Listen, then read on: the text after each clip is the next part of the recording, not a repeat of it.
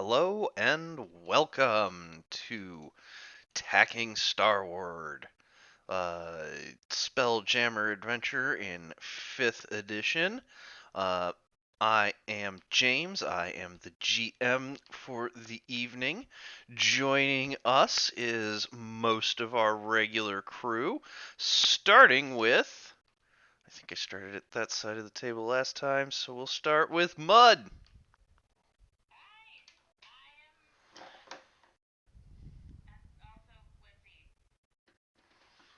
All right.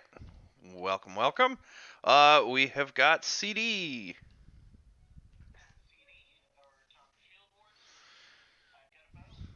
You've got a bow.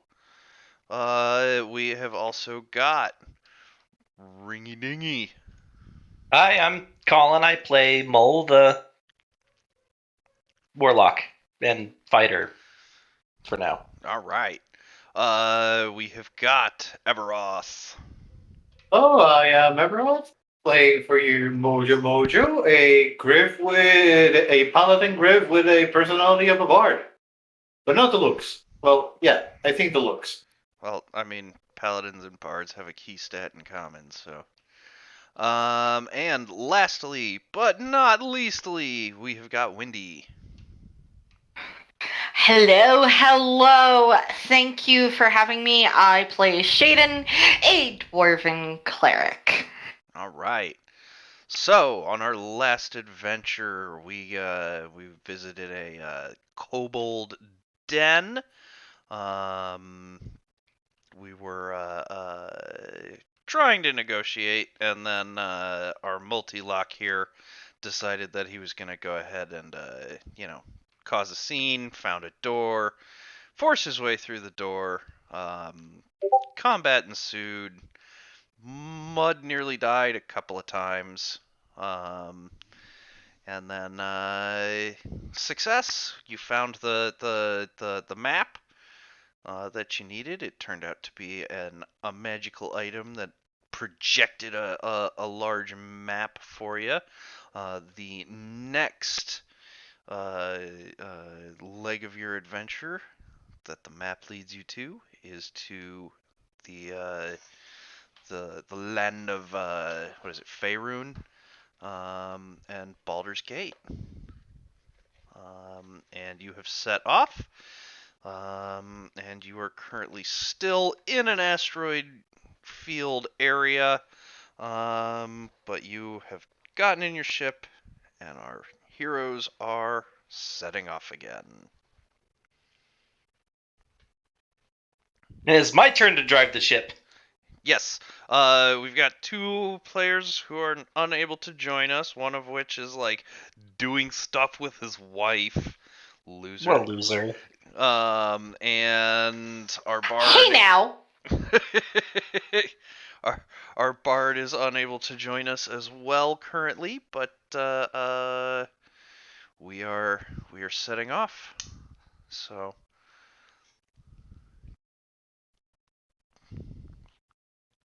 Off we go. You. Do you have a map, or do I need to roll anything, or it just kind of happens, right? We are. This is going to be a little more of a freeform session. I don't have a bunch of maps for the evening.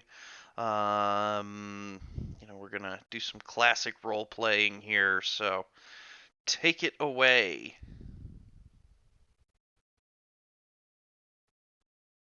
Are we still in the ship? Yes, you're still on the ship.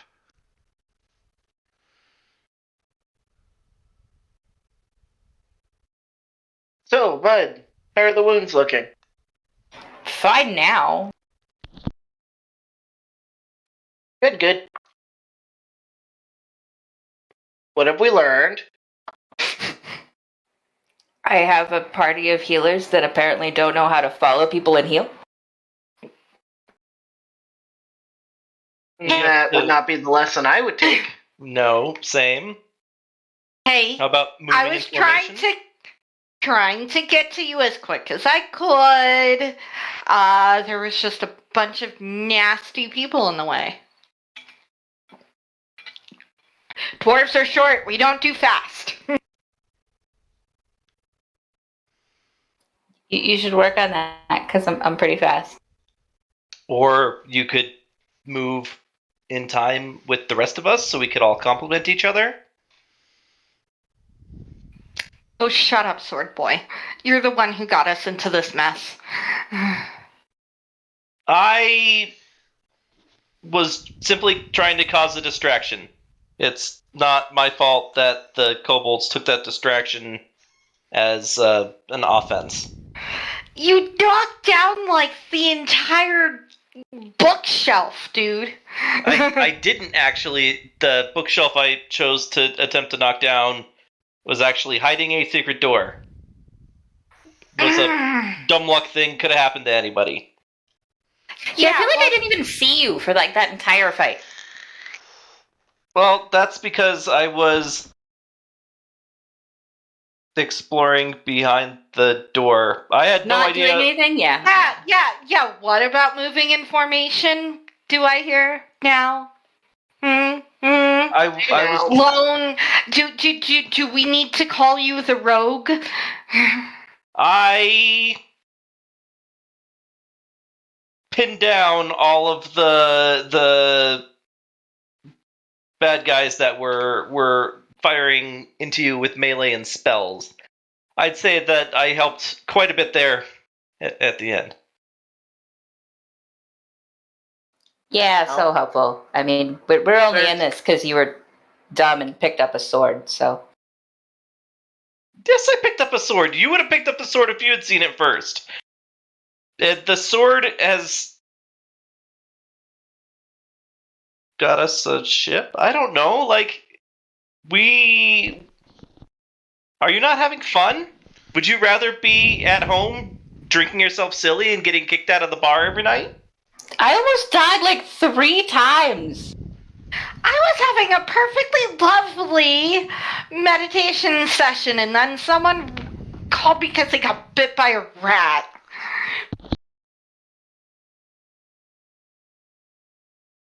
Do you want to see if maybe there's a ship that can take you home when we get to where we're going? Yeah, and what are you guys gonna do without me, without anyone to actually heal you? No offense, Mojo. Mojo is at this point just dealing with the kobolds. Fetch me tea! Hoist the sails! Fetch me musket! Swap the deck! That barrel over there! Yes, over there! There are no sails, but we can swab the deck. Do it! And he just loads the musket, carves a little bit of a target, and he says, "Fire in the hole!" Boom! And tries to train his aim with this new musket that he got from the. Sorry, what was the name of those pirate monkeys? The Hadozi? Hadozi, yeah. Yeah. Keep in mind, you've got limited ammo for that thing.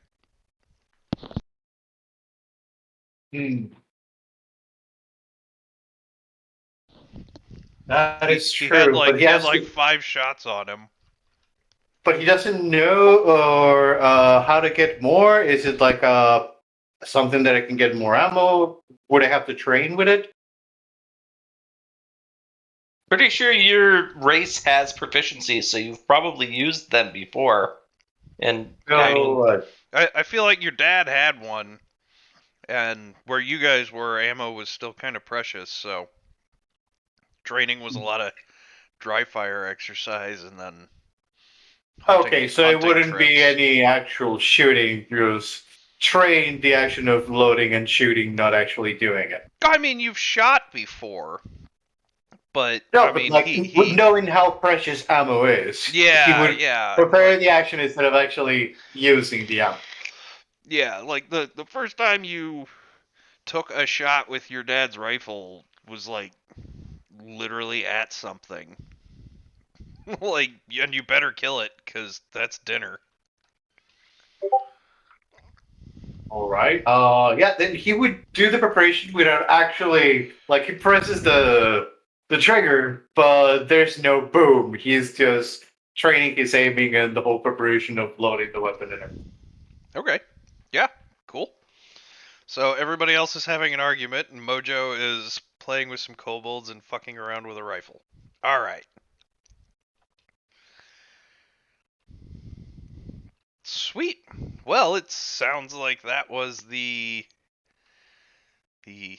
big argument.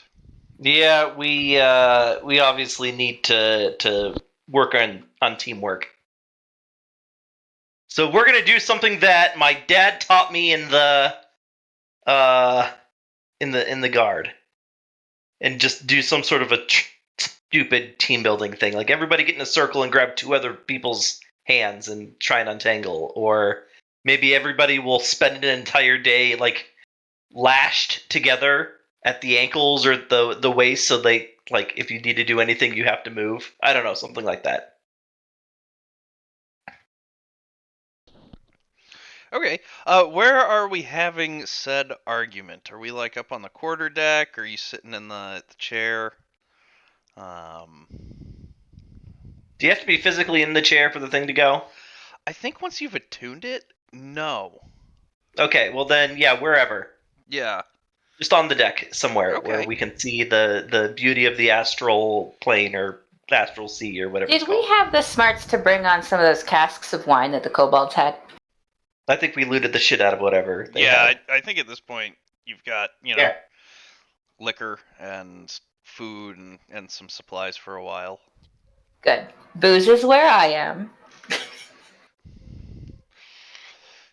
You like tie a rope around Mud's arm to get her into the team building, and she just like melds through the rope and goes off and starts drinking.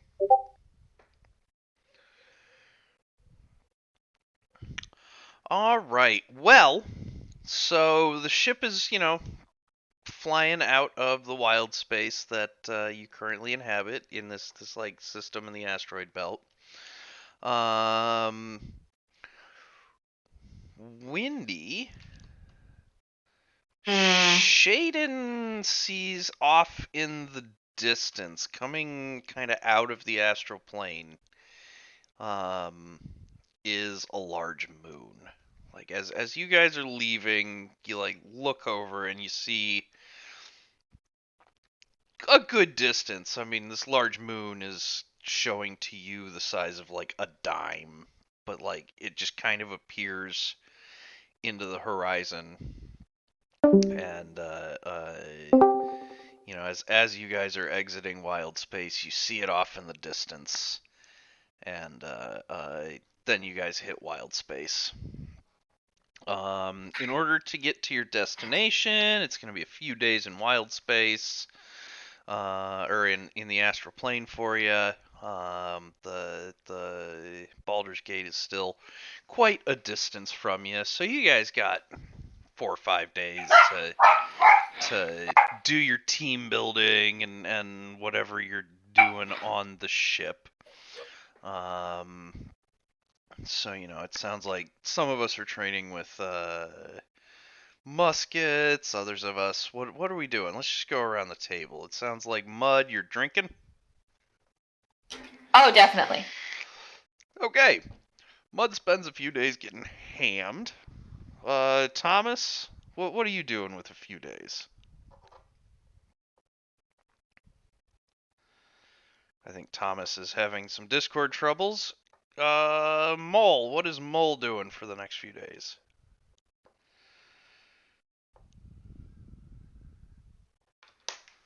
Is everybody having issues? Oh, no, I was just expecting Mojo to answer there for some reason. Oh. I'm not even tired. I don't have an excuse. Mole is spending a few days pestering people about working as a team. So he'll like send 2 people to do a thing, or do one of those stupid team building exercises, or do some sort of a word puzzle for everybody every morning, like something. Just random shit that he saw his father do for the town guard every year. Okay. Turning this whole thing into a giant work retreat. All right. You're gonna get on my nerves real quick. Mojo will refuse unless you give him like a good explanation as to this poppycock, as he says. We need to work together as a team. The slime almost died because we didn't work as a team, and every little bit helps. So pull the stick out of your ass and play along. Oh, flash, flash. Point number 1. It would help if you referred to Mud by name more often. Just a little suggestion there.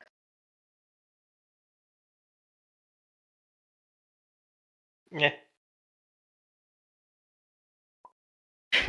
Did you Wow. just shrug? Yes. Sounds like. Who Logan died and will- made you in charge? Apparently, me. Think I went to hell. I think you're right. Well, for a leader, you quite not know how to persuade your teammates, apparently. Like he sips his tea using like 2 kobolds as resting legs. Like he's standing, he just has one leg like resting on them. What about the suppression and colonialism? These are not your slaves, they are prisoners of war. Oh no, they're just training for cargo lifting. Thank you You're for muted not again, killing Bob. us. See? All in the good day's work. Sips his tea. You, Mojo, you at one point are like going below deck, and they're all kind of huddled together, and they're like, "We're gonna die on this ship. These people have no idea what the fuck they're doing."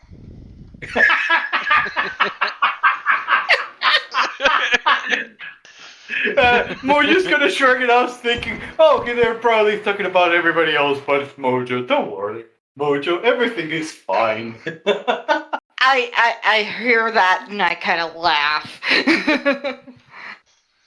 Hey, I agree. If I'm not already dead, I'm sure I will be soon. Yeah, I go and join Mud in the drinking. Just don't hog it all. Oh no, Thomas- here's the thing. I can brew more. So we can have a lot. I guess we can be friends. Now that is teamwork that I would like to see more of. Thomas will at least go along with Mold. Promise. I appreciate that. I try to talk Mud into starting a game of essentially beer pong. You don't have any cups or balls. You get cannonballs. No, you I don't. can contemplate where I'm gonna get my balls. Probably at the next harbor. Speaking of, Not what I meant. It's okay, I got what you meant. I similarly got what you meant, and the answer is probably at the next harbor. Fair.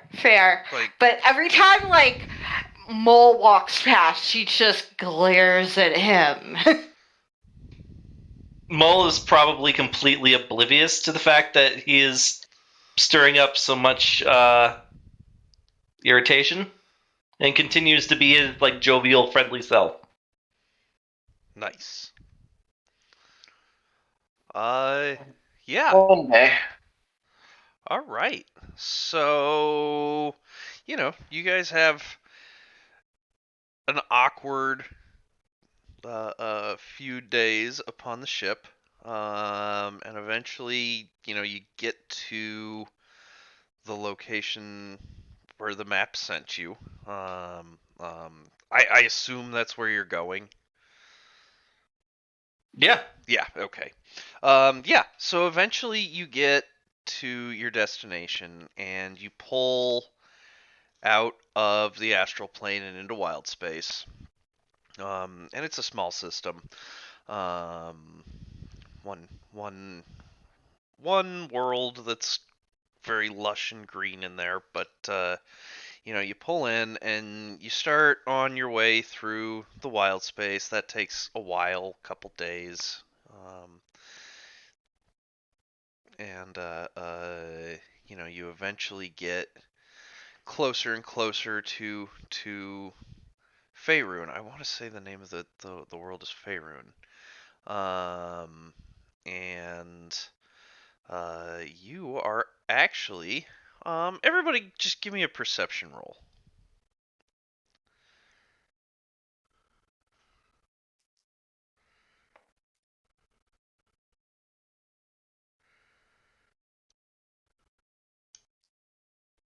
Oh, right. All right, 12 for me, and So I got a nat 1. I got a nat 1. I'm eating some biscuits. So we got a couple of I'm drunks so below drunk. decks. 1 second, sorry, my thing's taking a minute to load. You're fine. that a +4 I saw, or +5? +5. So 19 for Shaden. Okay. 7. 7. Yeah, so we got some drunks below deck, but Shaden, you very clearly notice as you're closing in, there are a multitude of ships coming in and out of this area. And there are very specific like buoys, and you can kind of see that well, for lack of a better term, there are very established like shipping lanes that like all the ships are pretty much in. And outside of those, there's a few ships, but not many. Okay. And I'm gonna Um, say with a 19, you notice that the ships that are outside the shipping lane are all fairly uniformly marked. Same color sails, that kind of thing. Gotcha. So I kind of shout in a voice, look sharp! We're about to approach actual civilization!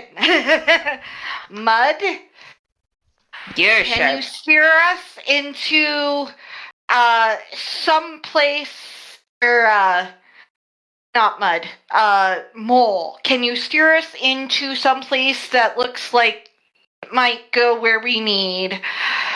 Mud, can you sober up, please? Is there a spell I can use to sober you up? Nah, I'm fine. Mojo? I don't Mojo? think that's how. Hush. I don't think Just that's how precipitation works. Don't. Hush. Hush. Don't open your mouth unless you're spoken to. Said my name and Ouch. asked me something. Thomas, would you speak for the group? I guess I can. Why him and not the more suave and more persuasive warlock? Because A, you're steering the ship, and I want all your focus on getting us where we're supposed to. And B, because he is. Well, he looks like a farm boy trained as a fighter, and we don't want to think these people. We don't want to think these people think that we're dangerous. If that makes sense. Do you think that I'm the one who needs So to I sober look up? Because weak. that sentence didn't. It just didn't. She's saying Yeah. I look weak, and therefore I'm less likely to provoke anyone into violence. Stupid. I Not- think actually she called you stupid. Not weak, unassuming. That means She's calling you a peasant. Nah. Not weak, unassuming. Like we're not a threat. I'm just teasing you, it's fine. So I will Mulder's admit, just laughing. Mold is slightly better than me at whole public speaking thing. I'm better at a I might be able one-on-one to. murder type deal. Yeah, I'd rather be the one speaking if I could. Fine. Sword Boy speaks. You want me to steer? He'll step off the helm and graciously offer it to you. I settle upon it like a queen assuming her throne. Okay. Yeah, so it takes like 10 minutes or so for you to attune to the chair. And once you do, you can like feel the whole ship. It's all just like right there in your brain. Um, Making it move is kind of just the same way of making your leg move. You just kind of, you don't even think about it. It just kind of happens. She allows herself a small smile and a puff of her pipe.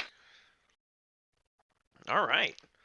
So yeah, you join into the shipping lane, and there's there's actually some like traffic. Like it's kind of a slowdown. It takes a while, like 8-9 hours of just going through to get through this, and eventually you hit an immigration checkpoint.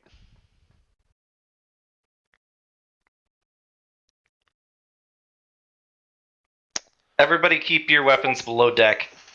Let's try and get through this quickly. They'll let you have your weapons. Okay, never mind. They'll let us have our weapons. What if I don't have weapons?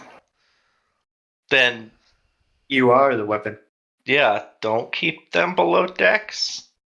She clings to her war hammer like her shiny new warm hammer like it's a teddy bear and she's 5.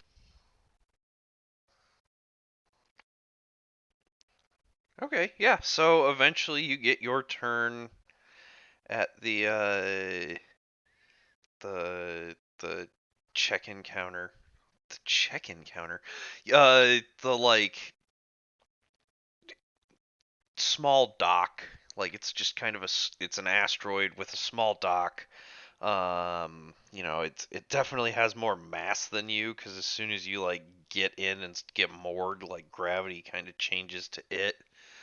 Um, and you are approached by just the most bored-looking elf guy that you've like ever seen. Like, and you've not seen like a whole slew of elves. Like, they were not a common species on your home world. And this elf just walks up to you, got a clipboard, and just, welcome to Faerun. What is your business here today? Looking for supplies and, to fix this hunk of stuff up Crap. a little He bit. means crap. So you say fix this hunk of stuff up, and like he kind of actually looks up for the first time and looks over your ship, and for the first time you see like a look of amusement in just like the smallest little smirk, and then he just kind of looks back down at his clipboard and writes a couple things down, um, and then once he does that, he looks up at your whole party and says, "Oh, you're quite the menagerie. Faerun doesn't see many of your type," as he looks over to the GIF, and then he looks over at the slime, or yours. I make my slime jiggle in a weird way. Um, I tried to make a lava lamp at her once back home and it didn't work. Oh yeah. I still haven't forgiven you for that one. She mutters, "What, the beer didn't help?" Needs better quality.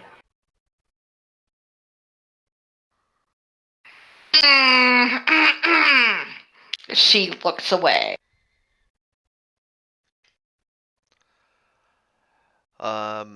So yeah, at this point he doesn't even notice that. Like he ignores all of that. And very bureaucratically, he looks back down at the clipboard. He writes a few more things down, and he just says, So before entering, there are a few basic rules. Faerun is a protected planet. They don't know about the spell jamming. There is more than enough going on down there as it is, so they are part of the protected worlds. So you cannot bring anybody off-world with you. You also cannot be telling anybody about it. You're welcome to go down, but you cannot advertise yourselves as spelljammers. We do require everybody wear one of these. This must remain on at all times. And then he hands everybody like it's it's basically like a little necklace, a chain necklace with like a small gem on the end that you tuck down into your shirt. And he just says, This will just let us know if you're advertising yourselves as spelljammers. Um, there are loopholes that you may use, as long as you don't use specifics or talk about leaving the plane or anything like that. You'll be fine. But just keep the actual spell jamming under your hats. And then he hands you a paper map, and he says, "This is where you'll land, and then you'll just sail into your destination from there." Where is your destination? You have a Uh, destination? Do you have a map?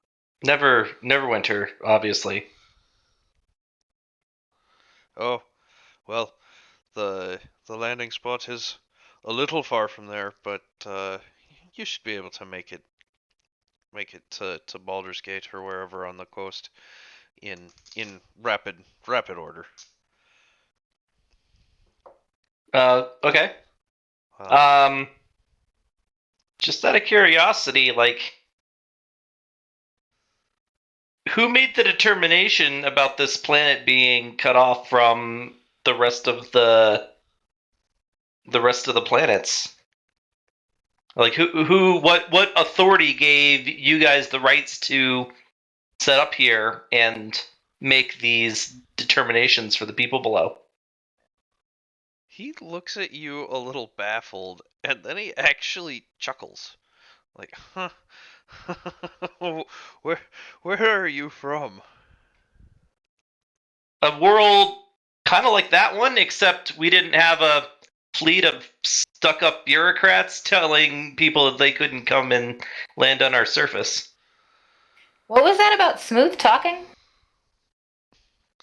Mojo shakes his head and then he kind of like puts his hand on top of Moth, saying, "What my little friend here is trying to say is, so we come from a world close to that. What generally comes into allowing someone or not to be a spelljammer? I'm quite ignorant myself, not my studies of law." And he rolls. Oh my god! Another natural one of persuasion. Sorry. If I were you, it would be best not to let him do much speaking. Yeah. No. I'll shut up. No, we're a part of the Planetary Confederacy. And how many planets are confederated? More or less than 100? More than 100. Okay, Mole is actually kind of shocked because he was expecting it to be like 4 or 5. More than 100. Well, okay, I guess that does give you some clout when it comes to blockading people.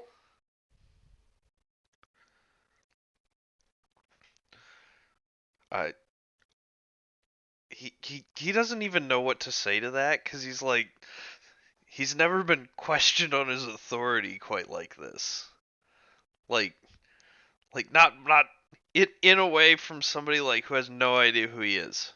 Not that people have not questioned his authority, but it's just like he's just kind of flabbergasted that nobody that you don't know. So yeah, he's like, well, best of luck to ya.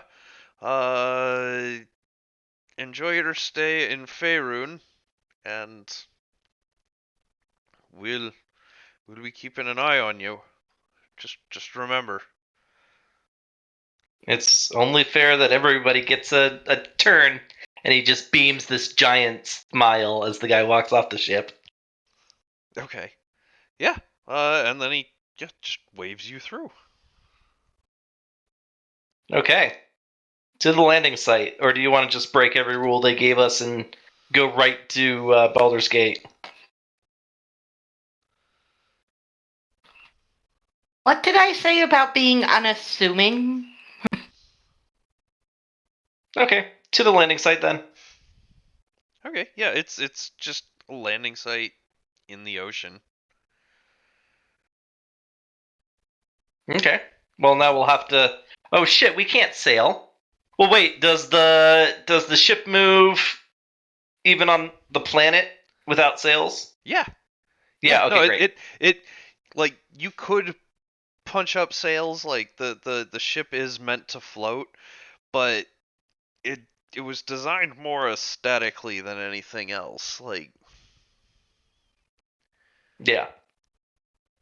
Still, we'll make it look okay.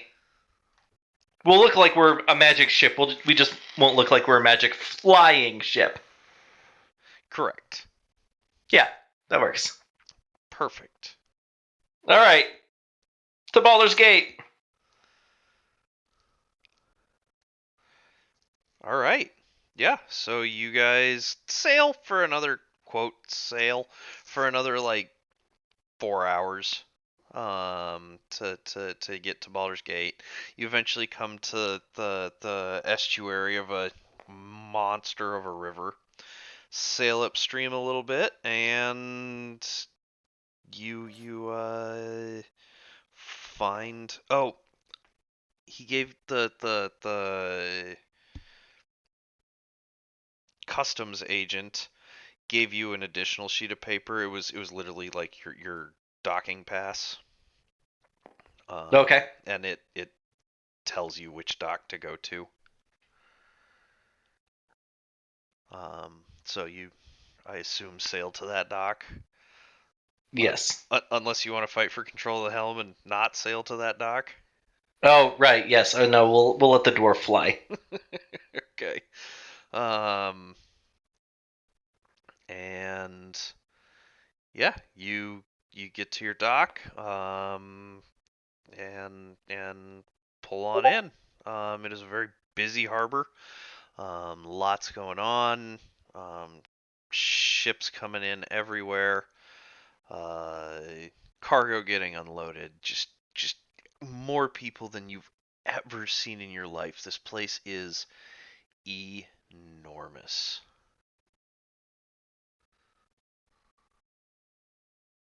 I mean, all of us coming from a small town are probably pretty gobsmacked.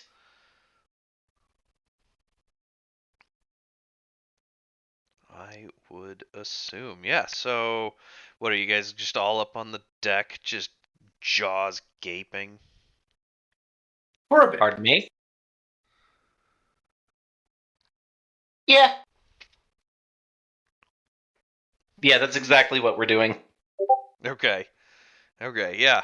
Um just the hustle and bustle of the city, smells that you're like, oh my god, what is that? And then you get like a whiff of something just absolutely wonderful smelling in the breeze behind it. Just everything going on. You pull up to your dock, uh, and the harbor, the dock master who you pull up to, he comes in with his little book, and he says, ship's name and registration. Oh, what is the ship's name? It was something that I didn't like. Oh shit. Just ask your fancy sword again. Okay, Fancy Sword, what was the name of the ship? I don't remember. Yeah, I forgot it too. I've got it written down. It's just I'll just pull way some the hell up bullshit answer out. And what was the second part of the question he asked? Name of the ship and... there. Registration. Oh yeah, I'll give him the registration. What registration? Oh, You that have wasn't registration? it wasn't part of what the elf gave us? No. Yeah, you said it was. Oh, We're not from around here, so I don't have any sort of local registration paperwork. I'm sorry. Well, there are ways to get us to overlook that. I'm gonna be rolling persuasion, aren't I? The Maelstrom. The maelstrom. Oh yeah, that's right. All right, I'm going to try and sweet talk this guy into not charging us a bribe to get Bribe? registered. Okay. I don't think that is A yeah. 2? Yeah. Yeah. Yeah, Yeah. that's a whopping 7. So, what do you say? Like, what comes out of your mouth? Um, um, you know what? It's going to be a threat because I did get raised in the town guard, so I think it's something along the lines of, "Hey, man, I know what a shakedown looks like when I see it. You don't want the guards knowing that you're out here trying to scam merchants from faraway lands for their hard-earned money before they even step foot in your city, right?" He looks at you, chuckles, and looks over at the guards and says, "Who do you think pays them?" And then he just like holds his book out as if expecting something to appear upon it.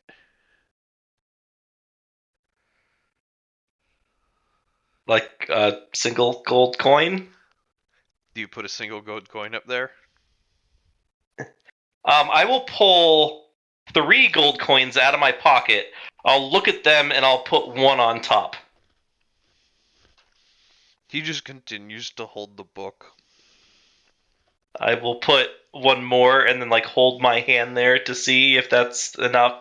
And when he indicates that it's not with his eyes, I will put the last gold coin there and act as if it is the last gold coin that I have. Do you want an acting check? Yes, I do. Is that deception, I would imagine? I'm actually going to. Thomas will go ahead and cut in here. Oh, yeah? And Oh, for fuck's sake! he'll just toss a bag of 12 gold coins on top. Is 15 enough? The book closes and says, "Thank you, Maelstrom, for your service. Enjoy your dock. You have it for the next 5 days." And then he turns around and just fucks off. So, Mold, as someone who's dealt with a lot of merchants and stuff, cute shit like that pisses them off and usually makes them charge you more. I thought I could trick him into a bargain. No. Lesson learned. Oh, the treasure card is gone, too. It all got Can someone posted deduct in that out of my personal Discord. Oh, you're paying for that out of your own pocket, huh? Yeah, that extra 12 gold came out of my own pocket. If you could just turn my counter to 0. Let me get that for you, Thomas. Yep. Yeah. So when a merchant holds all the cards, you can't really bargain them down. Yeah, but you can make them think that you don't have any money left. Yeah, they usually will just turn away your services at that point. Okay. I just pinned. I was already on it. Okay. Most of it I'm not worried about because it'll be on people's sheets. It's just the +1 long sword, and then we got to Yeah. find a buyer for the pretty gong. I guess we can hold on to the magnifying glass. It's not magic, so I don't know if it's going to be any use, but Yeah. okay. And then you So guys we got have 1800. 2877 in currency if you count the gems, Fair enough. Those are minus controllable. the 3. Yeah. All right. So Oh. I say that we split into 2 groups, and Oh. one worries about what? Somebody interrupt me? Oh, Hello? I remembered something. Oh, okay. Right. Oh, can you not hear us? I think. Yep, there he Yeah. goes. Okay. So I think that one group should work on finding somebody who could, repair the ship a little bit, and the other. Oh, actually, what we should do is have one group in charge of fixing up the ship and supplying it, and the other group should, figure out at least where the map is, so we can all go after it together.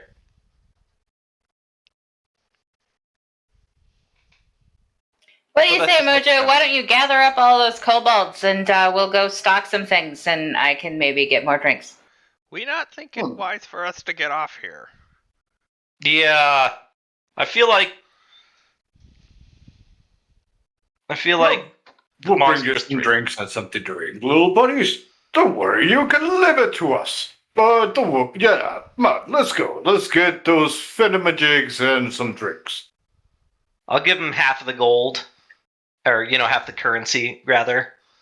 Thomas, I'll give you the longsword, so that you can hopefully use that to barter with to try and get a bow or something that'll help you. Oh right. CD, can you hear us now? Returned. Okay. Mole gives you the longsword. We're just kind of striking out for a little bit right now to get information and to start stocking up the ship. But I thought that maybe you could use that longsword as added value for trading to try and get a bow or arrows or something that'll be more useful to your character. Sure. And then I gave about half of the gold to the group that was going to update or the ship. Coco, you need to shut up. But if you wanted to take a few hundred to help with your purchase, go for it. Sure. And who does that leave? I guess it's Shaden and me. Great, stick me with the stick in the mud. What do you say we God. go out on the town? yourself. Frickin' sword boy. I'd call you Hammer Girl, but that axe looks good on you. What do you say we go take a lap around the city, see what there is to be seen, and try and find out what people might know about this map? Fair enough. Okay. Well, the party has been sufficiently split, as the tradition. Who do you wanna run first? Oh, sorry, I was checking a book, but it's not going well. Let's do let's do the shoppers first.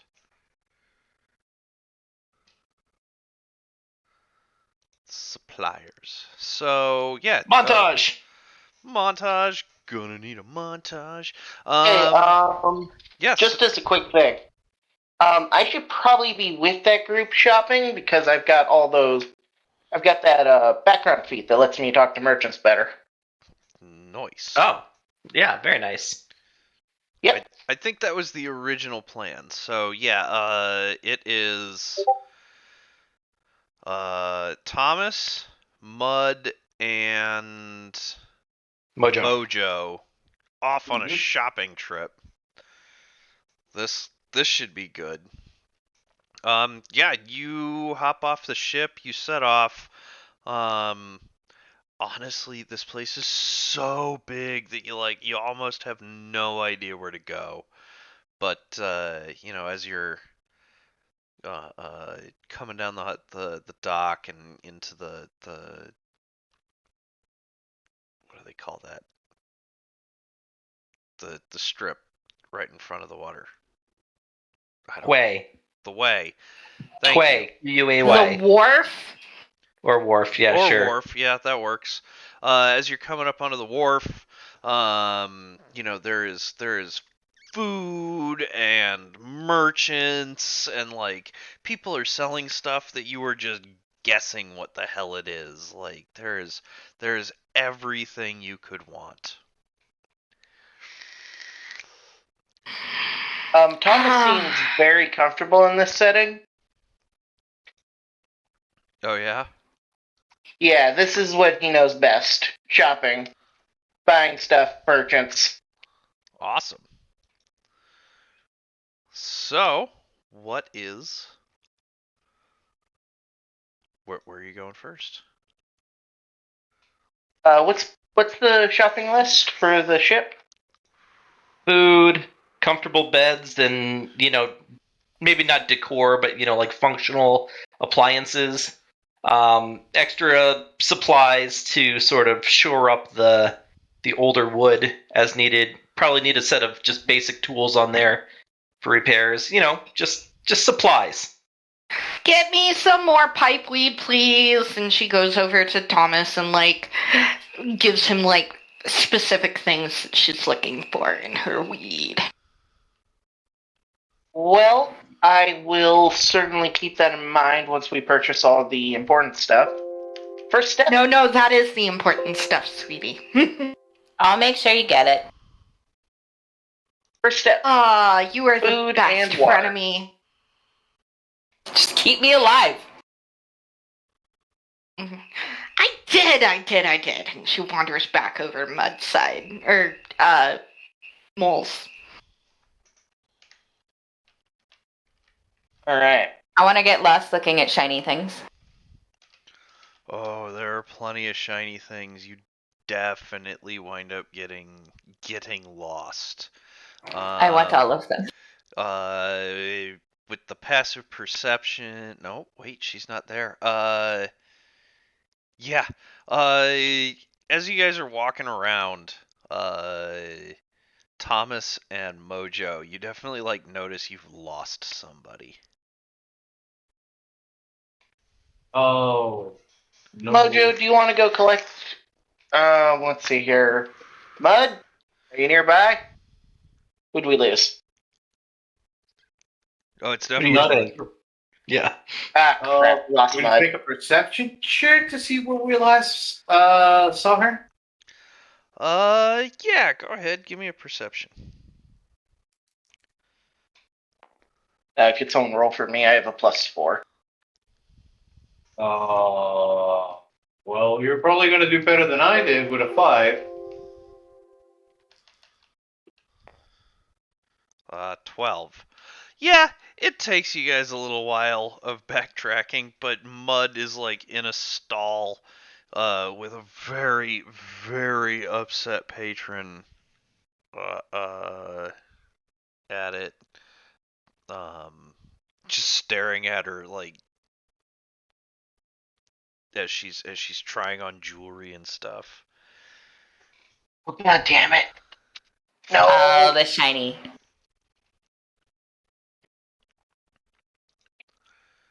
Come on, Alright. come on. We have to focus on the mission. You guys do what you want. I'm deeply sorry for my companion here, sir. She's a special kind of person. You're a special kind of person.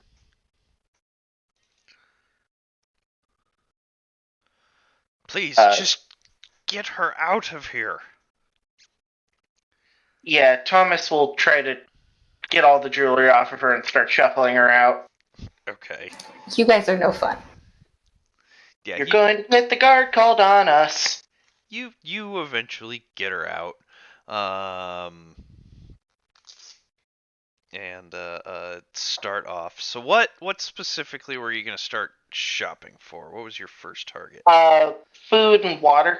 Food and water. Oh, so for those, you actually don't have to go far off the dock. There are plenty of uh, supply companies for supplying and outfitting ships. So they're not far from the dock. You are still pretty much right where you were.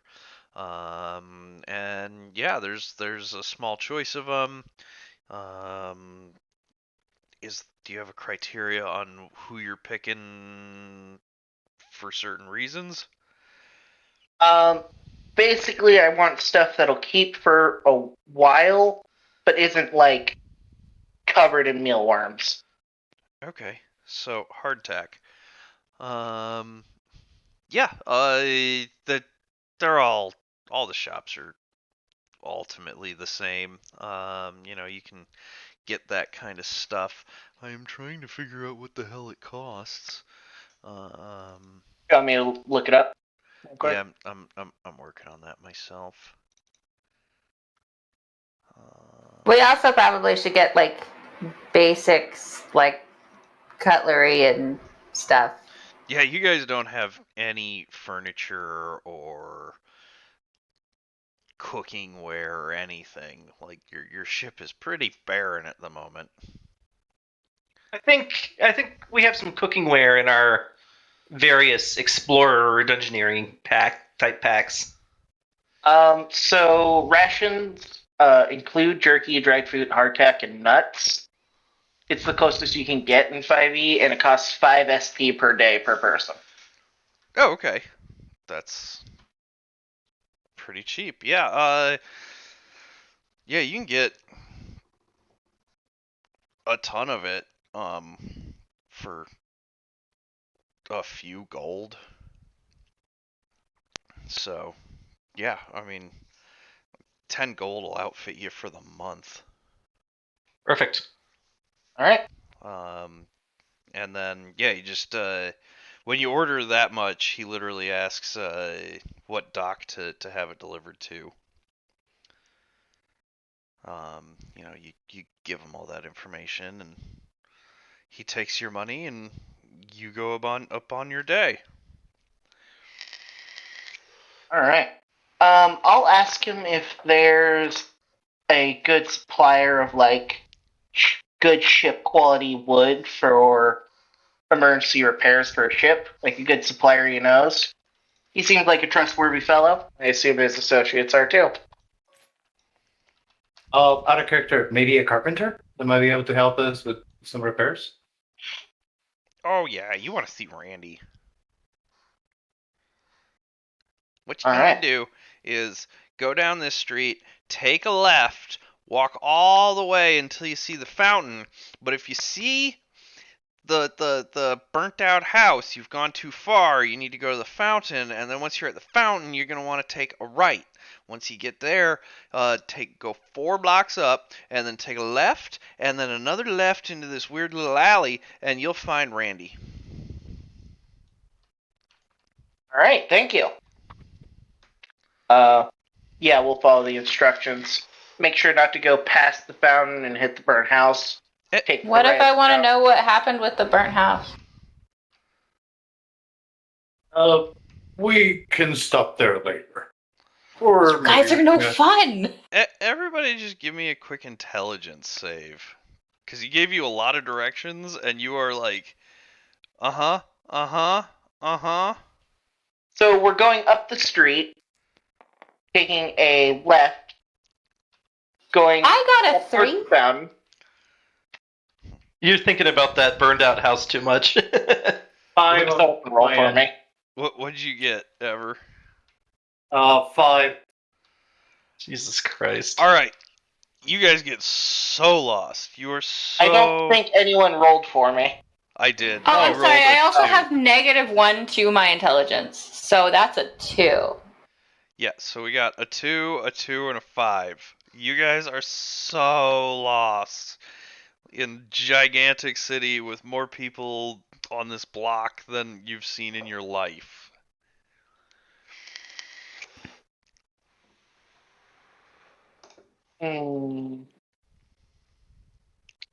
Alright, time to work the crowd. I'll go up to a different merchant and ask, excuse me, sir. Like a food stall vendor or something. Oh, what can I get you? You got any, does he have like some sort of meat skewer or something? Uh, yeah, it's like a rat on a stick. Meh. I'll buy one for everyone here. Okay. How much? Oh my god, a couple of, like, 4 coppers? Like, You can just take that out of my personal. okay. So, me and my companions are a little lost. We're new to the city. Can you tell well- us where Randy is? Randy? I don't know a Randy. It was more of just a question of, like a guy who sells good ship quality wood. Ship quality wood. I don't know about a Randy, but it seems to me that that's something you'd want to go see on the docks about? I thought I'd check. Yeah. A guy at the docks told us to find this Randy guy. Like, do you know how to get back to the docks? It would be helpful if you could give us a little bit of directions. Alright, look, go to the end of this block, okay? And he points to the end of this block. And he says, now this is going to be a little bit of a walk, but it's a surefire, don't get lost. Walk all the way until you've hit the wharf. And then you'll probably have to backtrack up the dock a little bit. But I guarantee as you do that, you're gonna find someone selling wood. Thank you. You have a nice day, sir. And you And- too. It's so nice when people come from out of town and are still kind. And then he looks around at the rest of the people around him and they're big city assholes. Oh, tourists. Living, yeah. Anyhow, yeah. So you guys, assume walk to the wharf. Yeah. Yeah, okay. So you guys eventually come out to the wharf, and you're now down like here. And if you start walking back north, you'll eventually find both someone selling wood and your ship. Alright. They're selling our ship. No, they're not selling your ship. You will find your ship and someone selling wood. Alright. Yeah. Let's hear. How much wood do we need, guys? Does anyone know? All right. So if you check over here, I have I put. cannot. Yeah, Colin, if you want to bring the camera around for some people. Yeah, do you want to... I'm sorry, ping? Oh, yeah, okay. It's right there. So if you look at this card, I've actually written up upgrading your ship. So you guys are looking for wood. That's pretty much going to be your armor class or your HP. In order to increase your HP, which should actually be 150, 150 because mending spell. It cost 50 GP per HP with a max of a 200 more from what you got. You get minus All 5 right. speed per 50 HP and plus 1 damage threshold per 20 HP. And we're at how much HP right now? You are currently at 150. This thing is a pretty flimsy ship comparatively. You're lucky you made Whoever it out has the alive. white hand, can you move it so we can read? Thank you. All right, so we don't have enough for magic sails, but we could outfit with all 3 sails, or we could get actually. I think we can get all 3 regular sails and 1 level of armor for what I gave you guys. Yeah. I was thinking something pretty similar. I was wondering if maybe do we want to maybe only buy 1 sail, 2 things of armor, and have a little bit extra because we still got more shopping to do after this, I'm pretty sure. If we're gonna do, are we gonna buy any extra HP for the ship? If so, I say we don't go over 49, so we don't lose speed for now, since we want to still remain small.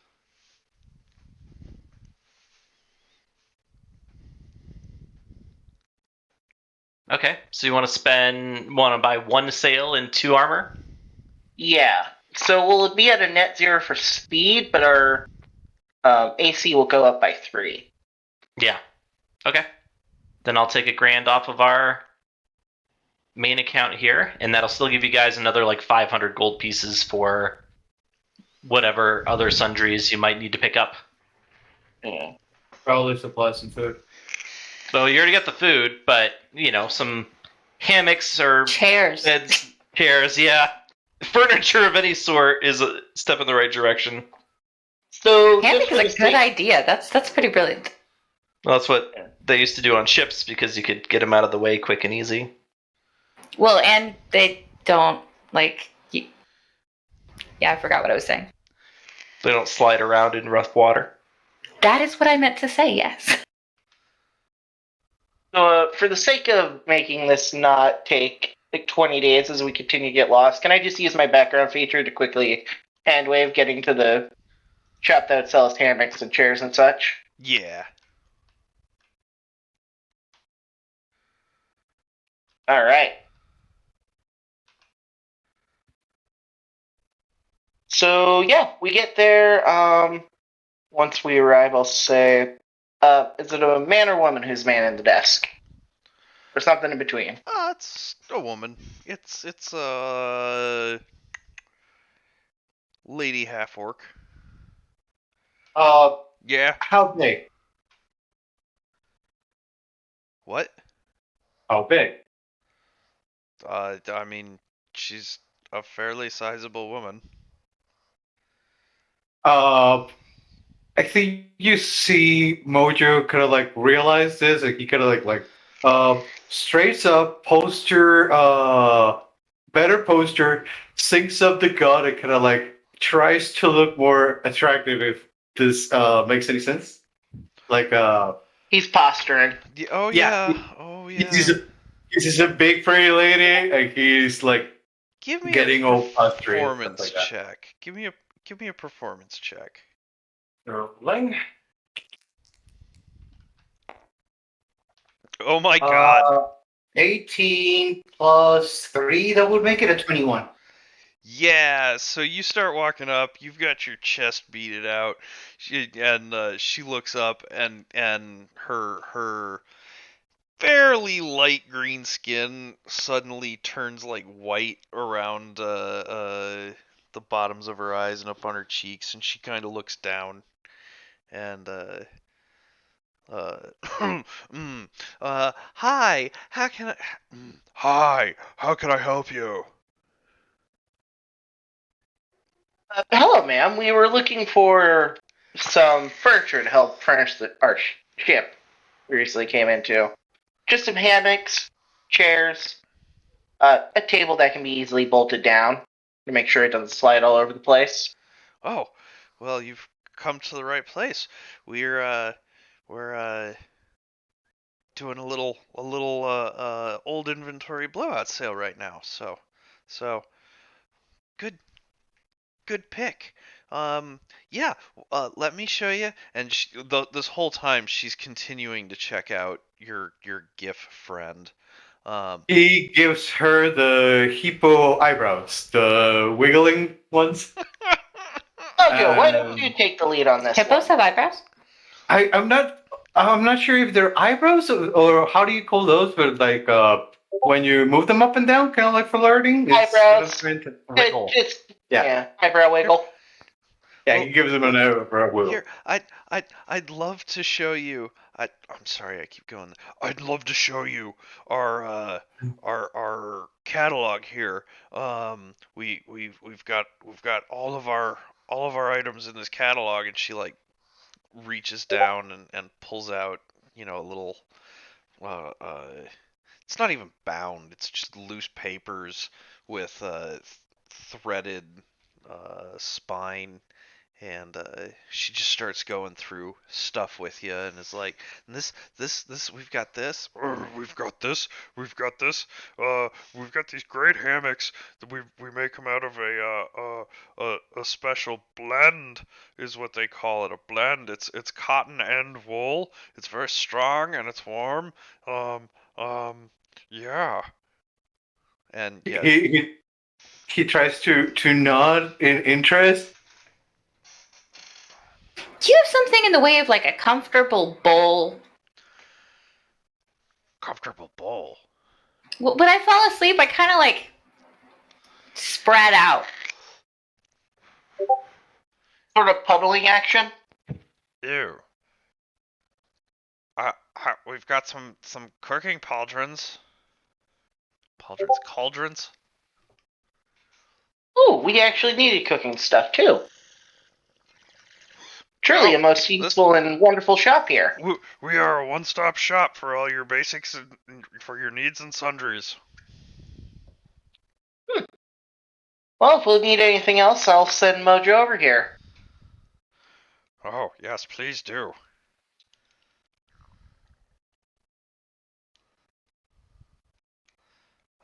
Yeah, and then, you guys go through the Just give me a catalog. price.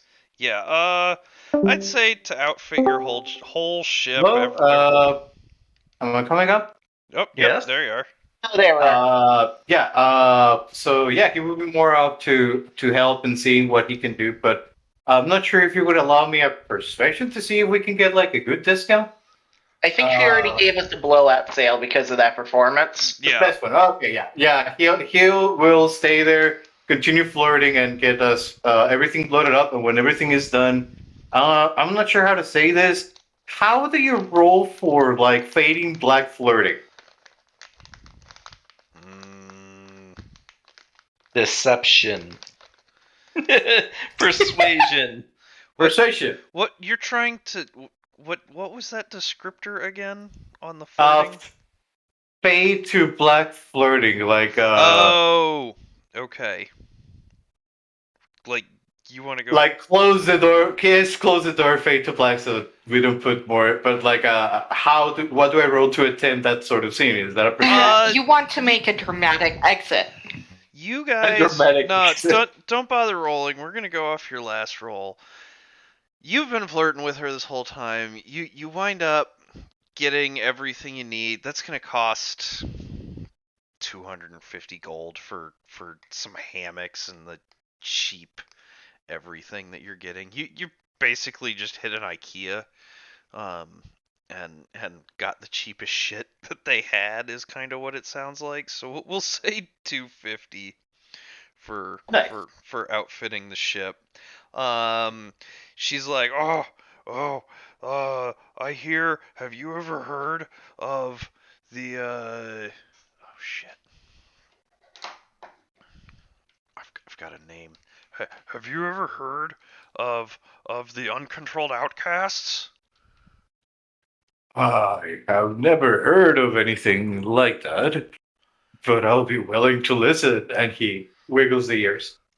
Oh, they're playing tonight, and they are over in the steeps, and they're gonna be playing tonight, and it's gonna be a great show. Do you want to meet me tonight at I need a good bar name. Anybody have a good bar name? I didn't The come up. Drunken Monk. The Drunken Monk. Oh, that is perfect in ways that you have yet to understand. Um, yeah, they'll be playing tonight at the Drunken Monk, over in the steeps. You should come out and join us. Mojo Mojo likes it as much as Mojo Mojo likes you. Oh, I can't wait to see you. Listen, I gotta get back to work, but I'll see you tonight. Uh, yeah, he'll continue flirting, give her a little kiss, and then join the rest of the party once everything is filled up, and let them know that there's gonna be a group playing at the Drunken Monk tonight. We should go see it because apparently it's pretty good.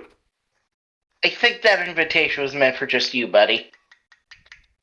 As he'll slap you on the back and just pass you like, Oh no, only the second invitation was for me. Ho, ho, ho, ho, ho. If they have booze, I'm down. Of course, they seem to have it it's a bar after all.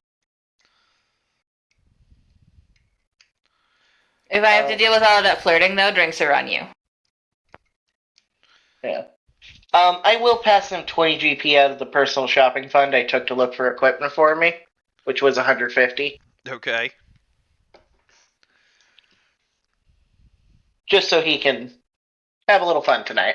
Oh, okay. Yeah. I'm sorry, Ev. She did also say, bring your friends. Yeah, that was you. All right. So it sounds. Hello. Hello. Hello. Test. Oh, there we go. Hi. Okay. Yeah, that was he was saying. He said that they were all invited to the first part to the bar, and that only the second invitation was only for him, and he joked about it. Yeah. Yeah, we heard. But yeah, so they should definitely join. Cool. Yeah. So I think that was most of the shopping. Did we want to? There was one more thing that you wanted to do. Was the longsword, right? Yeah, use the longsword as collateral to hopefully get me, like, I don't know, a +1 longbow. I'm trying to find where the magic weapons are to see what things. Oh, there is no pricing in the book. Oh, there isn't. No, D&D 5e does not want you to give magic items through money. Oh, okay. They encourage it more as quest rewards. Okay. Well, I think in this case, yeah, you do find a merchant. We'll just call that nice and easy. You find your merchant, weapons dealer. He's another guy on the dock. It kind of looks like he more of a pawn shop than a blacksmith. Um, and he is selling different weapons, and one of the weapons you see behind him is definitely a bow. Hello, sir. How are you today? Why, I'm wonderful. Are you buying or selling? Mix of both. I was hoping to trade in this longsword here. Just a simple enchantment on it. And a little bit of gold for possibly that bow you got behind you. Ooh, this is a fine piece. It's certainly antiquated, but is well made, and the enchantment seems to be strong. Um, do you want this bow? Oh, Indeed. I don't know that I could do an even trade. Um, I think this bow is worth quite a bit more. Really, it's very fine bow. It's very nicely made. It's made from the best birch. It is made from only the purest of sinews, and the enchantment was made. Go ahead and give me a perception. Like he Give just. me 1 second. Oh, right.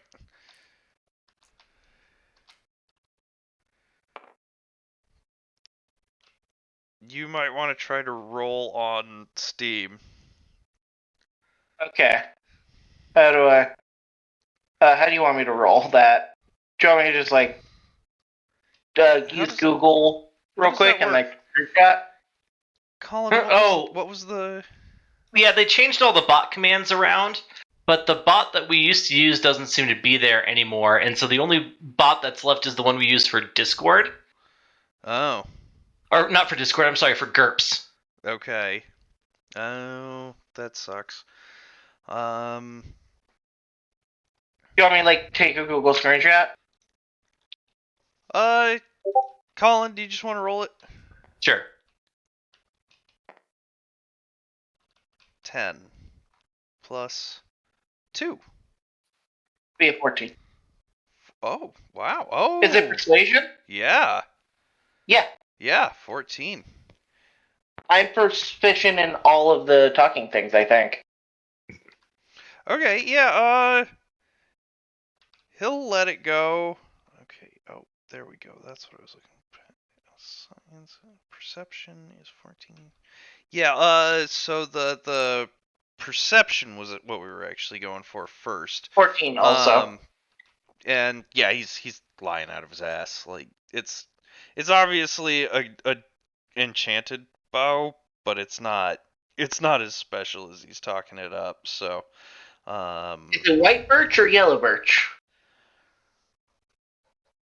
I don't know. Ah. That's important, actually. Well, it seems to be reddish. Dyed, which means it would probably be easier to be dyed from white, means it's brittle. Brittle. All right, now we roll the persuasion. So Assist him for advantage? no. He doesn't need it. A nat 20. A nat 20. Okay, yes, you get it for 50 gold. Thank you for the business, sir. Or, well, thank you for this, sir. Yeah, My words are coming, Go alright? on, enjoy it, get out of here. I will, thank you. Have a nice day. And Thomas will straight out confident. Sweet. All right. So, I feel like the shopping is done. Unless I anybody... actually do need arrows. You do Just need like arrows. normal arrows. Oh, those are going to be so easy to find that I don't want to roleplay that. No, you're good. I'm just saying I need to figure out the price for those, and I'll tell you in a second. Yeah, I did. Probably got them with the orc along with supplies Go ahead and just work that out for yourself. All right, little bit of a rewind. The camera pans off instead of to our party of 3. It pans to our party of 2. You are setting off. Can we take a quick break real quick first? Yes, we can. We are going to take a quick break. Be back in 5 minutes.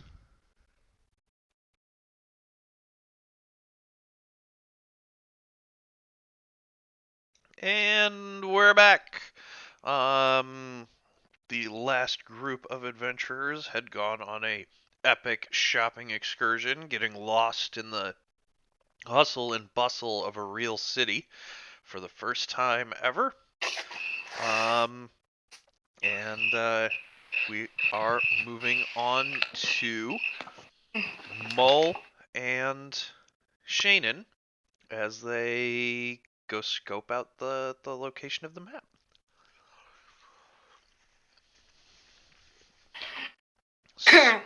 So I assume we're walking on the dock towards kind of the center, right? We're actually going to start heading towards the temple section, the temple district.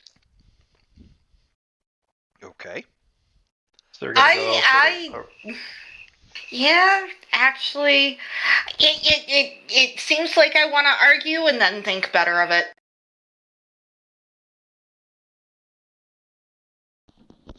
Okay. Yeah. All right. You start going towards the temples.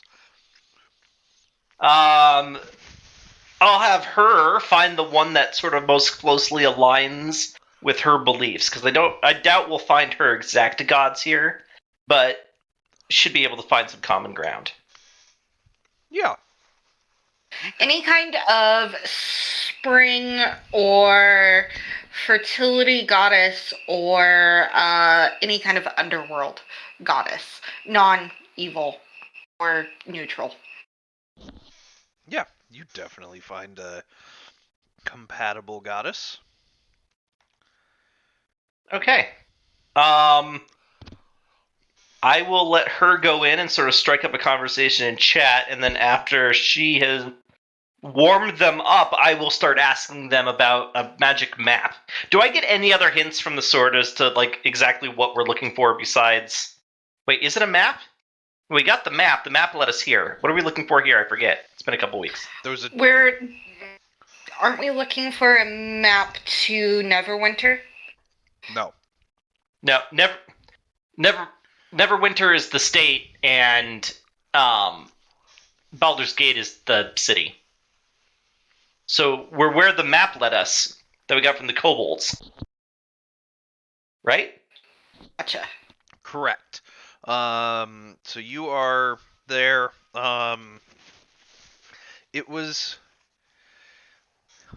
It'll be hard to pinpoint exactly where the map was leading you to, and when you ask the sword if it knows anything, it's like it says this place has changed quite a bit. The last I saw of it, it should be in the steeps.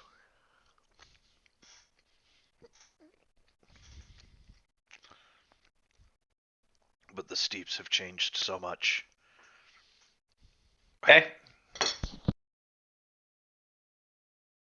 So then, yeah, we'll chat up a priest, because I feel like that's a good place to start, just from hearing things from the parishioners and being involved.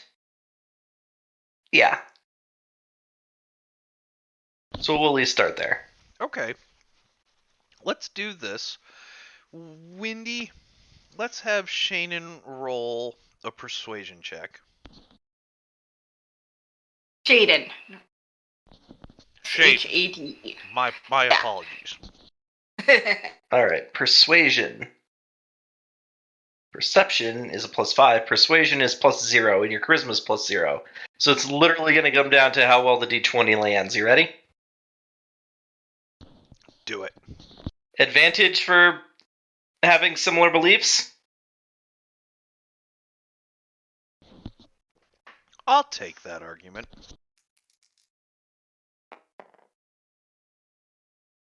Wow. One was a 19 and one was an 18, so 19. Good job, Wendy. Nice, yeah.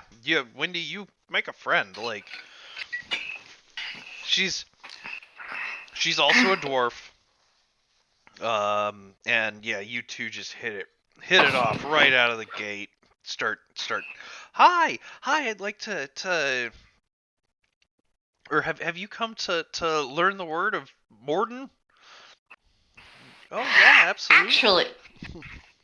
Actually, I come from a tiny little village, kind of pretty far away, and one of my things is that I am trying to find as many sister goddesses and learn the differences between how my temple raised me and how it might tie into the greater world, because as you know, sister, death comes for us all, and therefore to understand it, that it is not, it is a part of a cycle, seems to be universal, and it's the fine points that I'm very interested in knowing. However, in my quest, I have found this young man, and he has some questions specific to this region that I thought, as learned people, that we may be able to help him with. Would you be kind enough uh, to endow us with your wisdom? Oh, yes, absolutely. What would you like to know? Would you like to know how Morden stopped when he was trying to overtake the Shadow Realms? No, nothing so. That sounds fascinating. We're However, gonna be here forever. my young man's quest is most urgent, so I believe he should go ahead of me. Yeah, what I am looking for information on this thing. It would have been here for ages, or here ages ago. Possibly somewhere in the vicinity of the steeps. She looks at you, cocks her eyes, and she's like, "My dear, Baldur's Gate is an ancient city. There are more tales like that than I care to recant." Well, how would I go about trying to find the one that I'm looking for amongst all the others? Shaden pipes up. Do you have anything specifically referencing weaponry, such as warhammers or, I don't know, swords? She smirks at you and says, "Follow me to the library."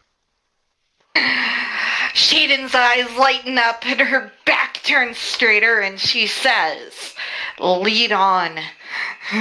Okay. And Mole doesn't say anything, but his eyes glaze over and he hunches over. All right. So, Shaden, she leads you to the library. She opens the door, and it is mystifying to you. You are Belle in Beauty of the Beast right now. Just like, what? Oh, they go up even higher than at the Great Temple in Maker City. Holy, oh. Give me a Oh, and she clutches the gal's arm and says, "Please, lead us to anything you have that would have happened several hundred years ago." Really looking for named swords here, or maybe. And she looks at him and named swords. Yeah, that'll really narrow it down. And she wanders over to a card catalog and a book. She opens this monster of a tome, turns it to a page somewhere in the middle, flips through a few pages, and is like, here. And then she goes and grabs a card and takes a look, and she's like, "Follow me." And she takes you to a section, and she's like, "See this shelf?" And the shelf is 100 yards long. She's like, "Named swords."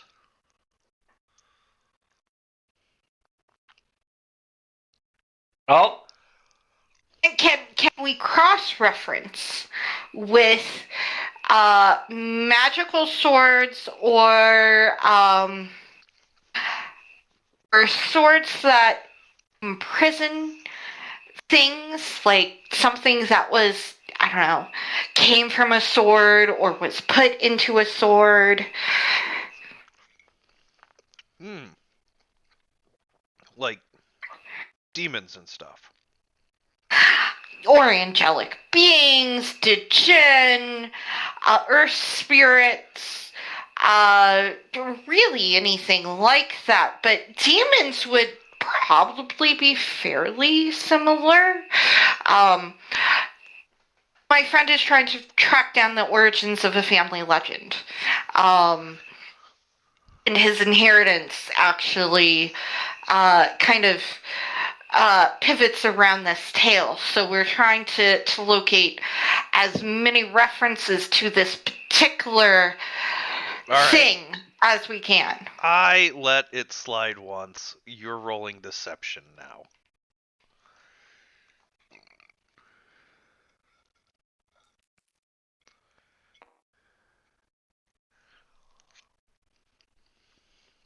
It's 19 again. Oh, good. Really? Yeah, really? God damn. Or 61, but yeah. Oh, well, maybe I can help you with that. And she flips over and she's starting to look in there. Colin, you're hearing from the sword like, they won't find anything in these books. I was never important enough to write about. Do you have anything else? Because I'm literally stumbling around in the dark here. This city is probably bigger than every city on my planet put together. And I am actually shouting at the sword, although I don't think anybody can hear the sword's half of the conversation. But he is getting very animated as he is talking to the sword. Shaden hastily unbuttons the first couple of buttons on her blouse and kind of adjusts things so when the clerk, and then comes over and kind of cozies up to the clerk to distract her from the crazy satire.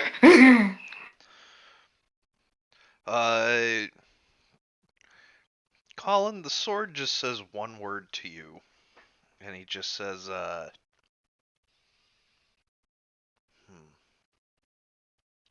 lost it.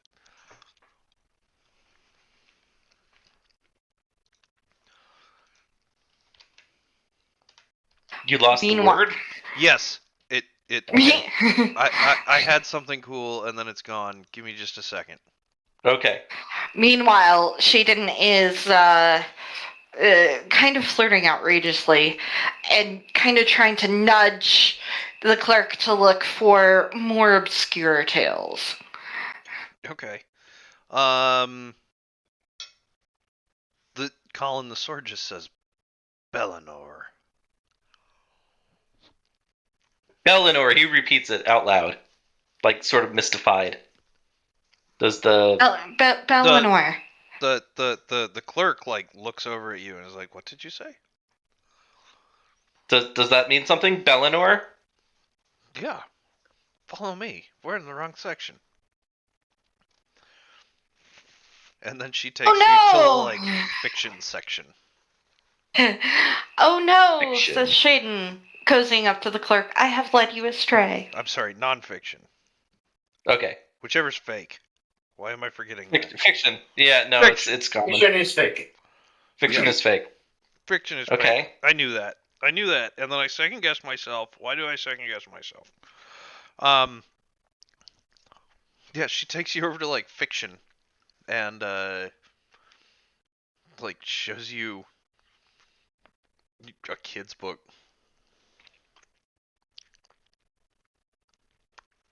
I might be able to read this one. Okay, so I'll open it and start reading.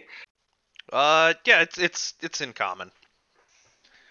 Yeah, I just mean that Mole may not be the best student that the one-room schoolhouse in his home village ever produced.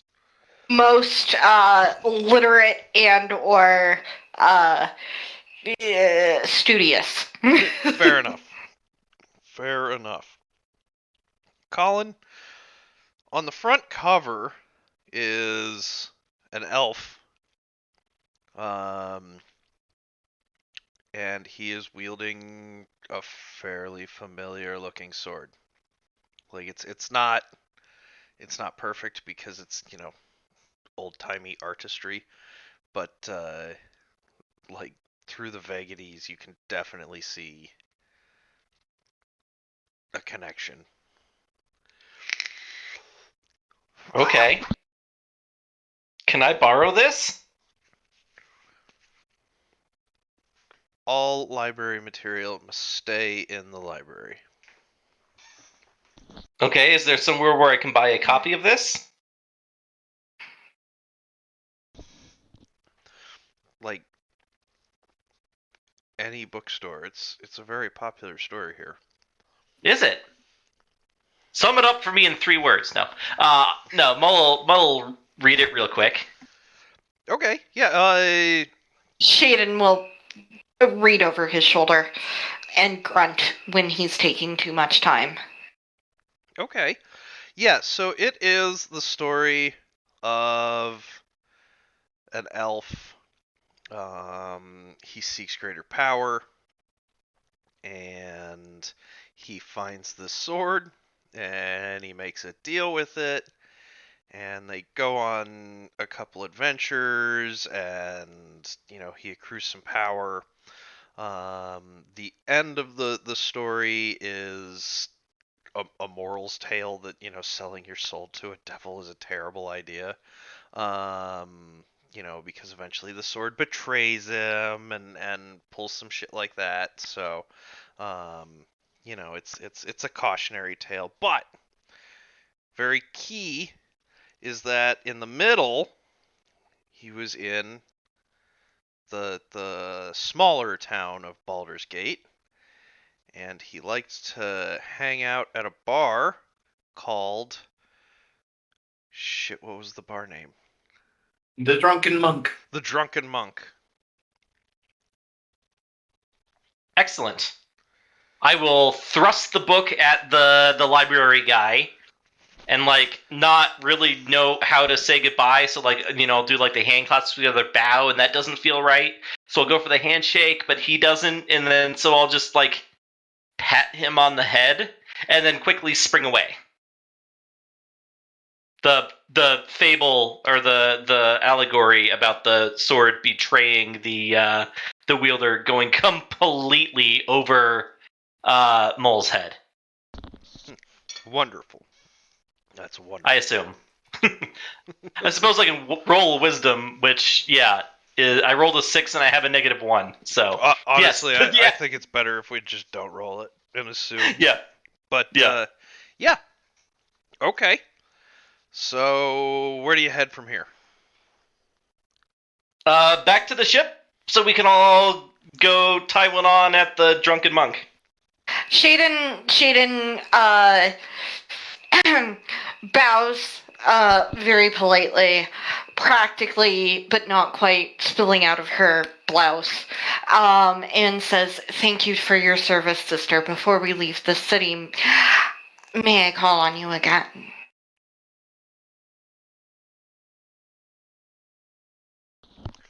No. But what's your dock number, and I might come calling on you. She whispers it and then springs off to after her friend. "I'll see you later. Gotta go. Bye."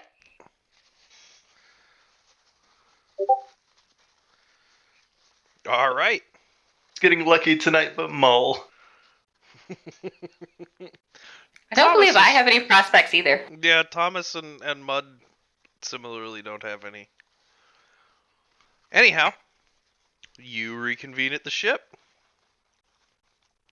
I'll let them know we have a lead on the sword's history here, and it's at a pub called the Drunken Monk, which sounds like a good time. And Since we got such a good deal on the supplies, I feel like we could spend 10 or 15 gold pieces and really tie one on tonight. Sounds like a plan considering Mojo's got a date.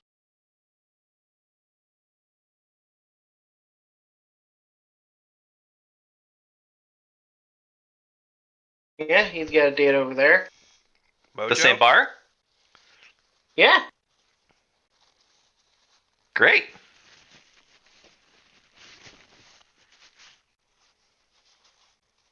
He might be dead.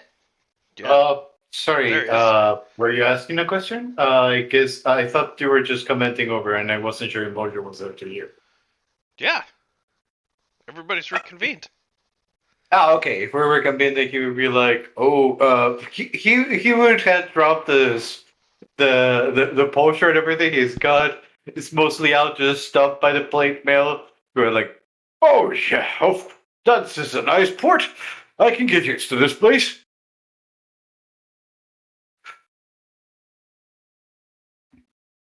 I also got a date. And she does a little wiggle. Yeah, but if we're going out to the bar and he shows up here to the empty dock, or more accurately, to a ship full of nothing but kobolds and a emotionally traumatized halfling, then he might be a little disappointed. And if he's not disappointed, you really dodged a bullet. So, I just leave a message with the kobolds, duh. Or I can stay here with the ship and make sure that no one starves the halfling and the kobolds don't defect. The Quiddick will stay behind with the ship. Well, then Quiddick can tell her. Perfect. Okay. Wonderful. All right. So yeah, during the course of your guys' waiting for the evening, your supplies and whatnot show up, and some laborers show up, some woodworkers, and they've got wooden supplies to do whatever work you guys agree on later this evening to your ship. So that starts Awesome. getting done. You're outfitted. A giant pile of food gets delivered. You get crates and crates worth of just sundries. So I mean, you can start setting up your bunks and stuff like that. It's all pretty basic still, but it's better than the last couple of weeks where you've all just slept on the floor. I mean, most It's of the really time, come together. yeah. Yeah, so your ship's getting upgraded and night falls. You all start heading towards the steeps to go to the bar called the Drunken Monk. Are you planning on being fashionably late, right on time, early? I assume Mojo's the only one with a specified time, so he gets to choose. Well, at least we should be there before the band plays.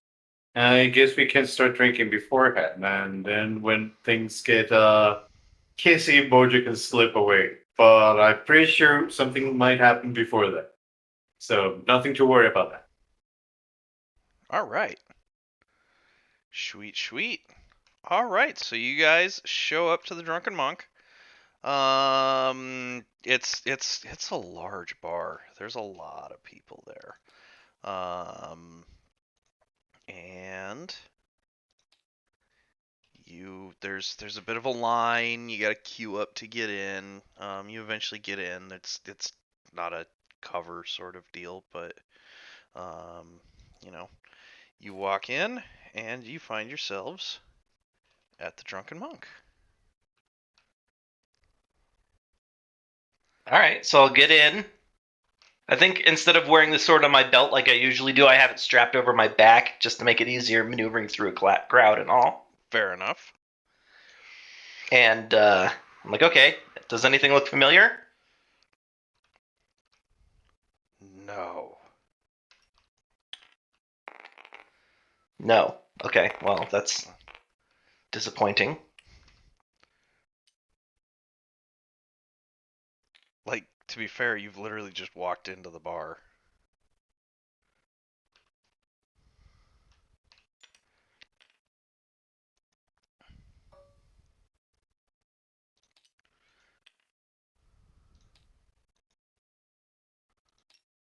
Okay, well, let's, I guess go get a drink. Pay some of the tab up front. Okay, yeah. So you go up to the bar.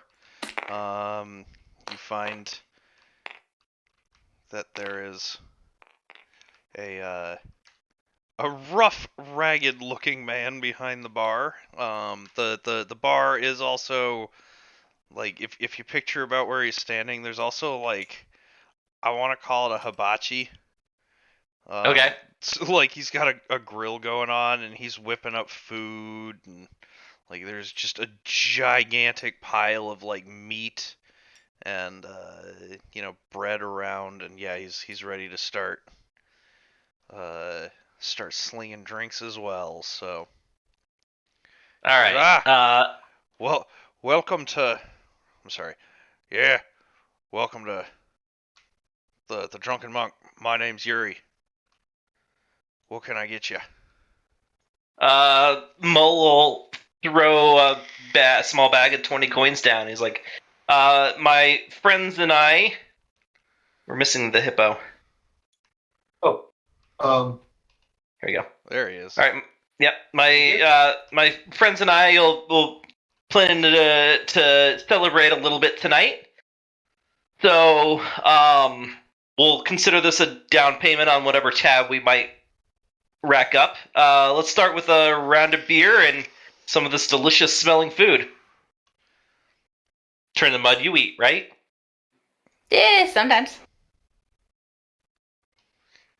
Okay. Food and beer all around. Yeah, he grabs a bunch of mugs, fills them up at the tap behind him, and he slaps all that around. He does not ask for your food order. He just like piles meat onto a plate, sticks some bread in there, and like throws the bowl in front of you. Um, and just says, "Well, enjoy. The band will be coming on in about half an hour."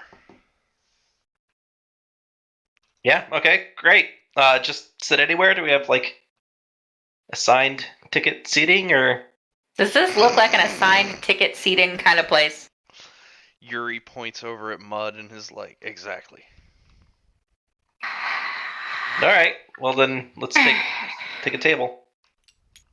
I vote this one.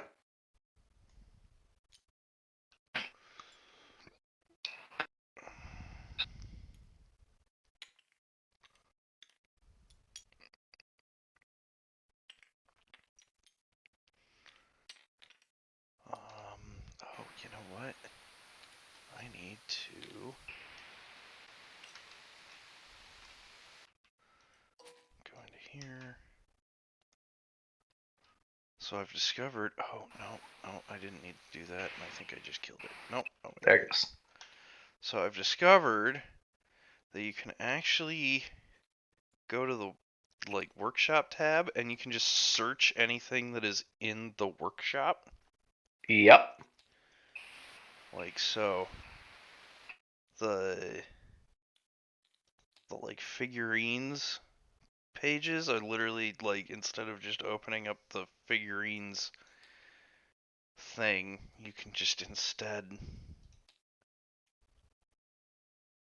No, it's fine. You can leave them like that. We're just skipping ahead a little bit. Just fast forwarding in the night, it's fine.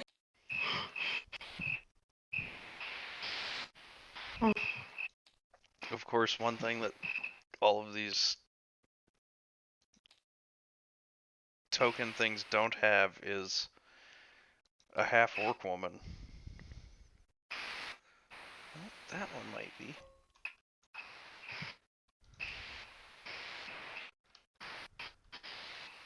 Yeah, she's green, it'll work. Agreeing with you. Don't worry.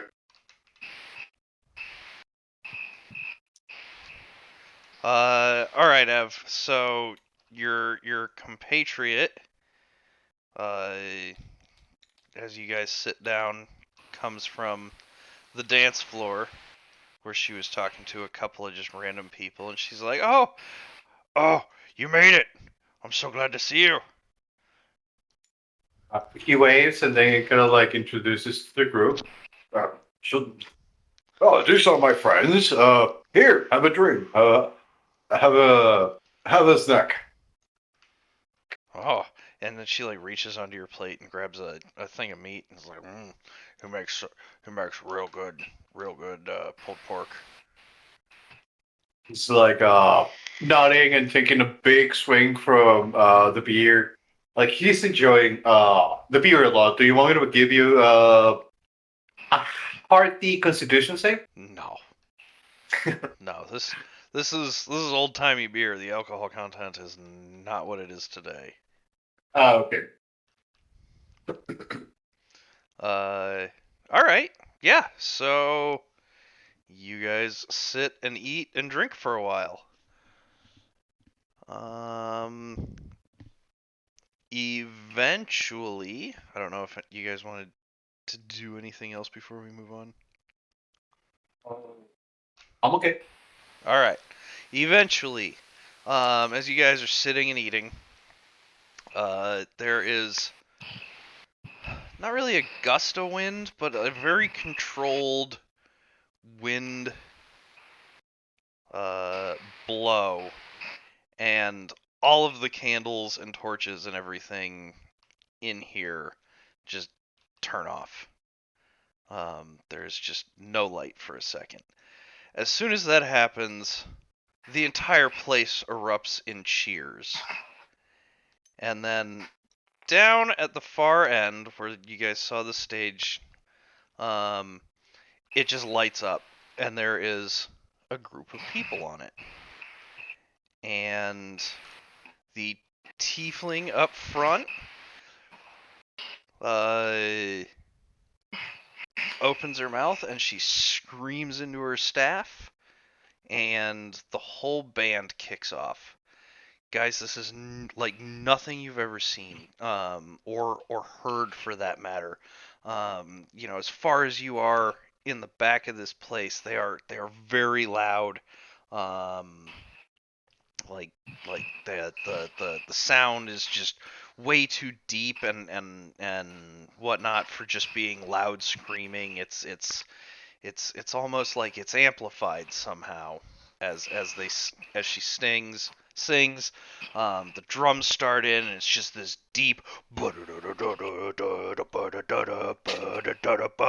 then the violin goes off, and it's a chilling tone, and then a guy in a on a mandolin just starts thumping on it, just yeah, just like they're playing like heavy metal out on stage over there. Nice. And it's like amplified, and the crowd erupts.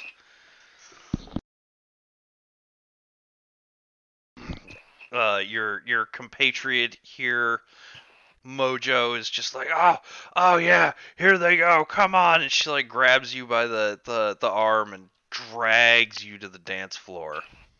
Oh, he's going. So yeah, the two of you are just right to the dance floor, and yeah, like people are going hard here. Everybody's having a good time. So yeah, that starts up.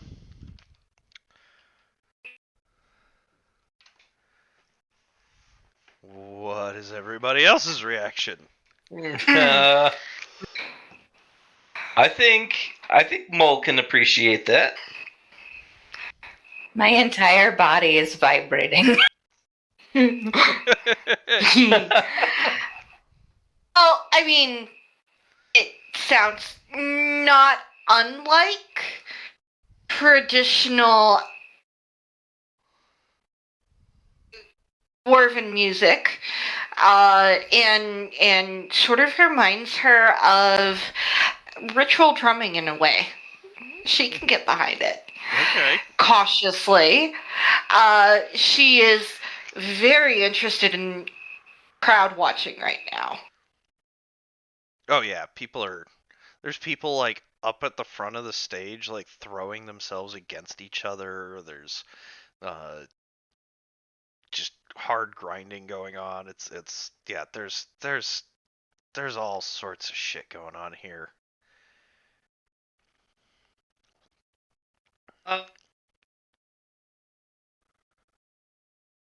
Take a minute to eye the place, looking for anybody who isn't there to enjoy themselves. Some mysterious stranger in the corner type, or barring that, I'll talk to the staff. Well, I got a natural 20. Which So was with a that? That was a perception? perception or investigate, I guess. Okay. Yeah, so you're definitely being served by a guy. Tons like super well balanced sort of individual who has got it. It is for a real world allegory. It is a bar wench at Oktoberfest. Okay. Just massive quantities of beer steins that he's walking around with, just throwing at people. Um, and then off in the corner by the stage, there's definitely a guy just like smoking a pipe who almost is.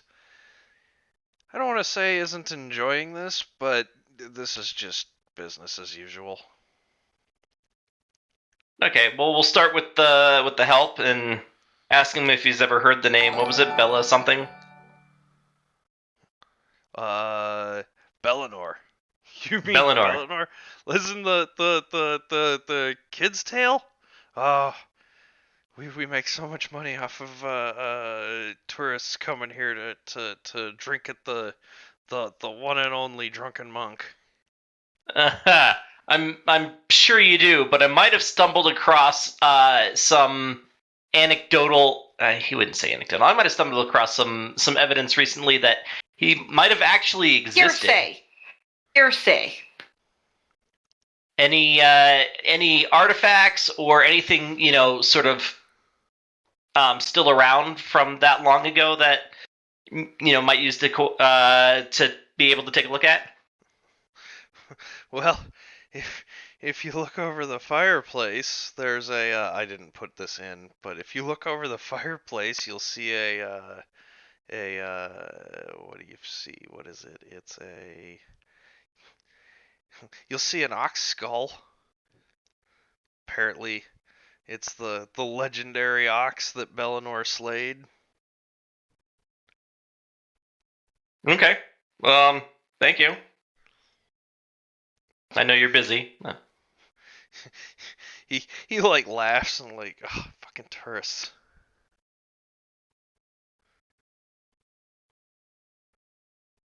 Like he does, you could tell. You don't even have to roll for this. You could tell he doesn't believe. Like it's a tourist attraction thing. Like it looks pretty metal, which is why it's become what it's become. Yeah. Okay. I'll wait for an intermission and then climb up on the stage to take a look at it, though. Okay. If anybody else wants to do anything. Thomas? Thomas is just people watching. Thomas is Seeing just what's people going on. watching. All right. All right. Any interesting individuals in the crowd? Oh, most of the people are pretty generic-y, townsfolky people. You do spot there's, a couple of people chilling around here and there who are more than like they're adventurers, obviously, just by the way they walk and talk and move, like they're not your run of the mill. I mean, they're going to be the ones carrying armor and weapons and stuff like that. So, not hard to miss them. Okay. I'm just going to keep an eye on and make sure nothing's going to happen on that end. Okay. Thomas mostly watches. He barely touches his alcohol, also.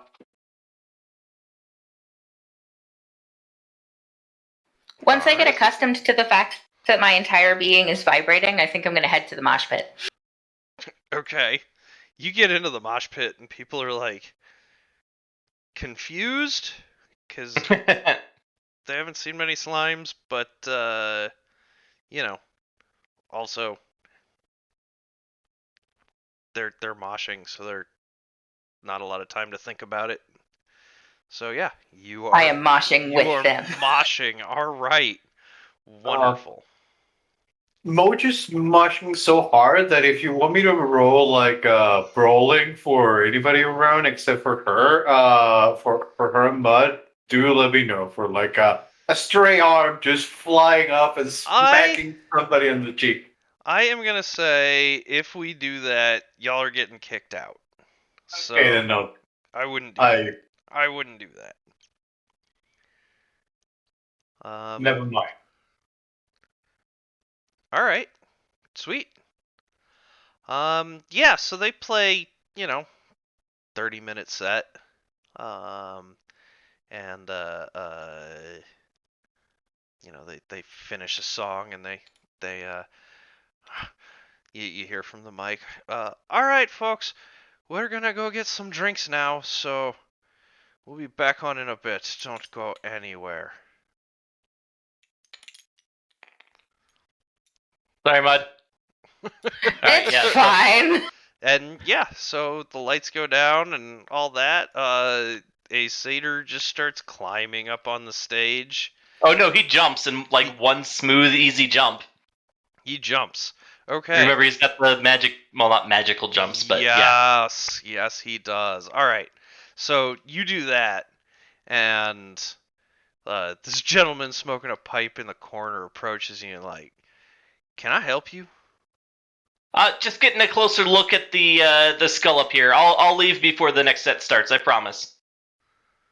Or what's so interesting about that skull? Oh, it might have something to do with my favorite childhood book, and to think that Belisar was actually here. You're not from around here, are you? Far, far from it.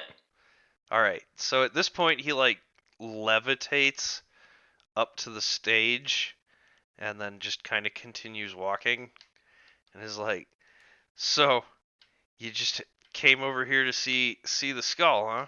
Not not the not the outcasts?" Um, didn't even know that they were playing until I got here. Oh, Can I that's a shame. continue, like, looking at the skull excitedly while he Yeah, chats absolutely. me up? God damn, I'm on a hot streak. That's a 17 for investigation. I mean, it looks old. It looks brittle. You get close, and your sword is like, "That's it. That's what we need." Like, the whole thing? Oh shit, he can't say that, because he's still talking to the other guy. I mean, I feel like he probably would, though, wouldn't he? Yeah, he would. He absolutely would. You're 100% right. Yeah.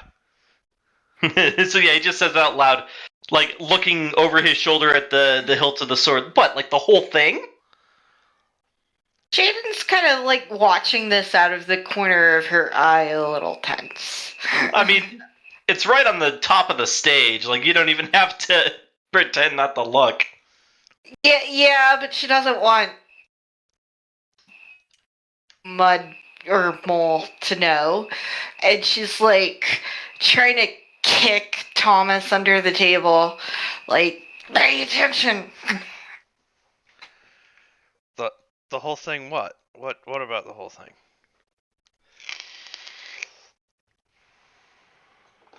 Oh, well, the story, obviously, like, there's got to be more to it than the books tell, right? If he was a real person and he was really here, There would have to be something left besides just a pile of old bones, right?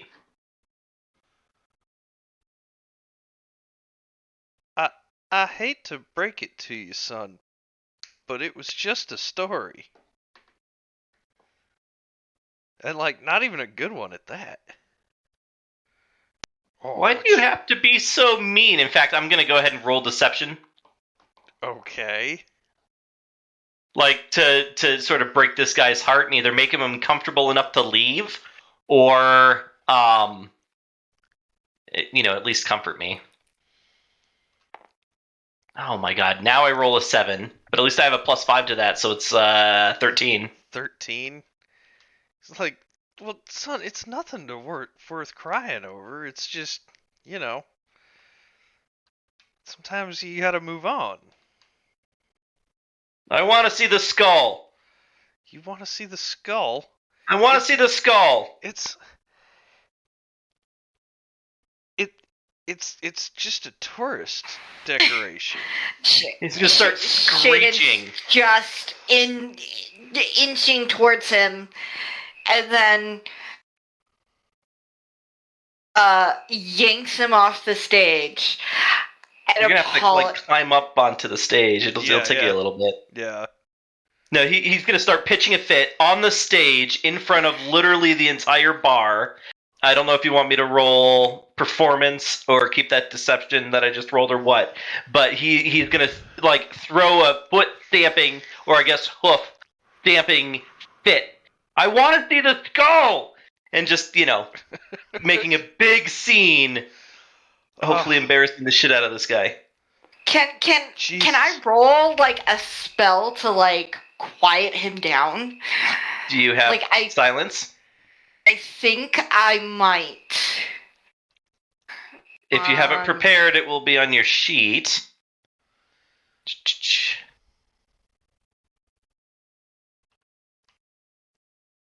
I could also do command.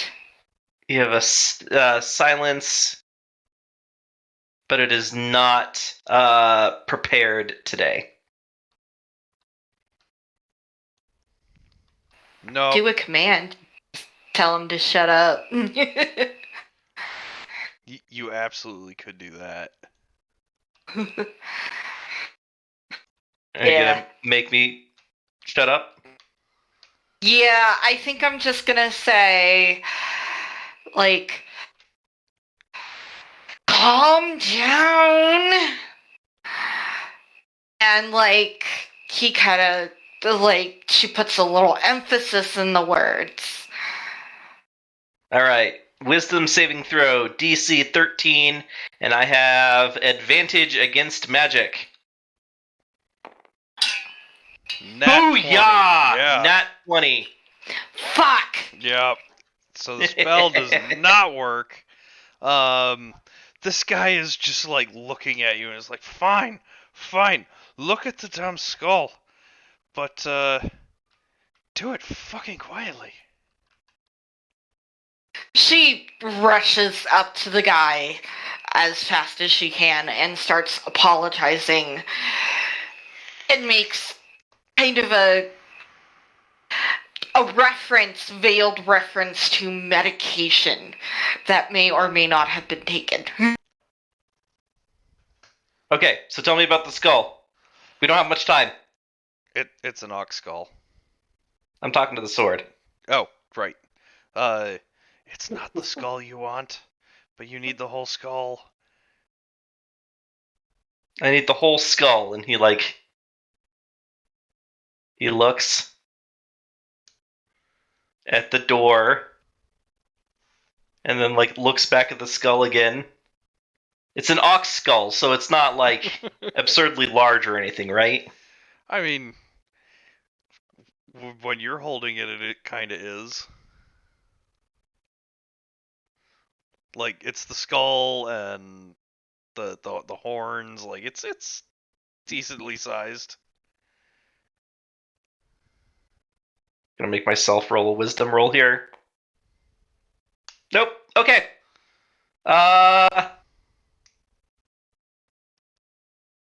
It's mounted, I assume?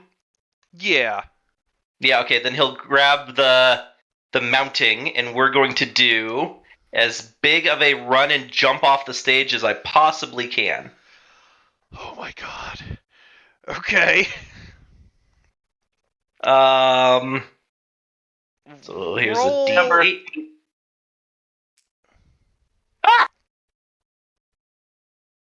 All right, and hold on. And What'd you roll? where's my fucking movement? 25 feet walking. So 5, 10, so I can leap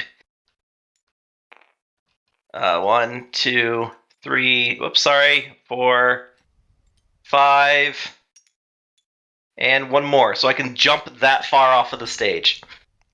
Oh, how perfect is that? Yeah. Okay, so you grab it, and the crowd starts going nuts, like cheering and hollering and yeah. And you land right next to the dancing mound of meat. And from the bar, the whole band looks back and is like, "Yeah, metal." Okay, everybody's taking this way better in stride than I thought, except for, let's move Shaden over here next to that guy Yes. that she was accidentally distracting. Thomas, you're right there. When this whole thing goes down, you see this monk guy with his gigantic pile of uh mugs.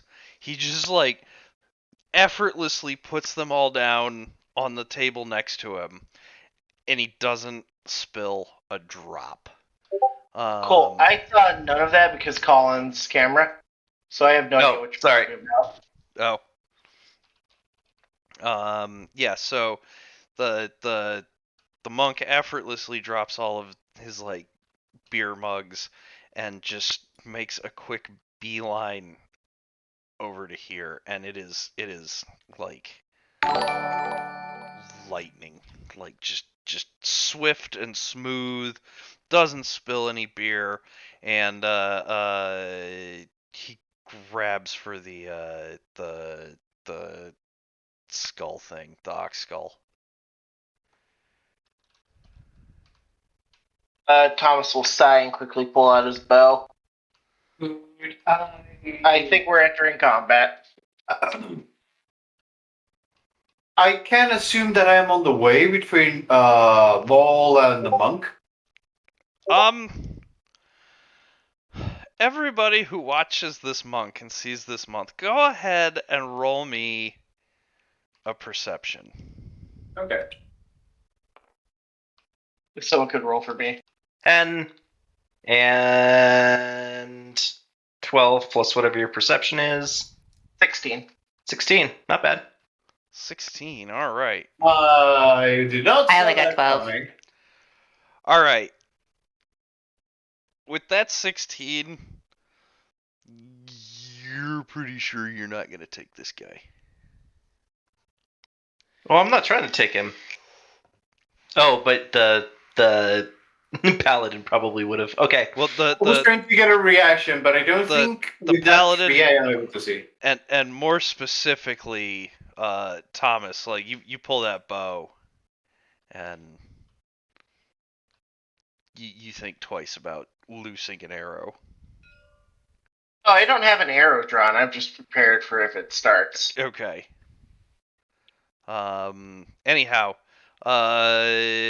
Mojo, there's suddenly a monk guy right next to you, and he has started reaching for the mask or the ox skull that the satyr has swiped.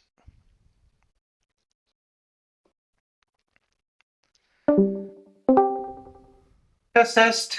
Can you guys hear me? Yeah, we now? can hear you. Can hear you. I was going to say, I can see now that Moloch was doing something silly, but he might have a reason. Could I be able to get between him and the monk and kind of like, I kind of want to force the situation where he bumps into me, and then I start a brawl with him to give Molo some time to get away with that and take the blame. Okay, roll it. Like, roll me The an unarmed combat. Of course, it's the feat that I took. Unarmed combat allows me to use D4s and So you're just trying to, like, Yeah. hip check in between them? yeah, just kind of like a fisticuffy uppercut. Whoop. That would be Mosh pit! roll with a 13. No, wait, what is my proficiency bonus? That's 2. This would make it a 15. Punch. A 15? Yes. Yeah, he, like, effortlessly swats your hand away. Okay, but I'm trying to still be like away from between him and Moloch, so he would have to get through me first to get to Moloch. He's playing basketball defense. Yes. Okay. Yeah, you are currently in between the two. Let's go to Mull. Should we roll initiative? Or should I just continue making my mad dash for the door? Yeah, let's roll initiative.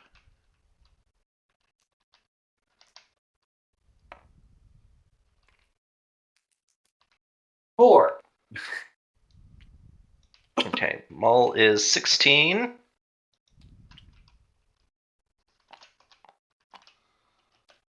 Shaden is 12, and I think yours is -1. Yeah. I have no idea what I'm doing, but for once I got like a 19. Hey, all right. That is the order in which we're fighting. So with a 19, you would be one of the first ones to fight. Oh, plus 2 dexterity bonus. She meant she doesn't know what she's doing in the combat, I think. Oh, sorry. Exactly. And Thomas, you got a 3. I'm sorry. Oh my god, dude. I've been rolling absurdly well tonight, with a couple of notable exceptions. It's fine. Hopefully you guys can eat up his reactions.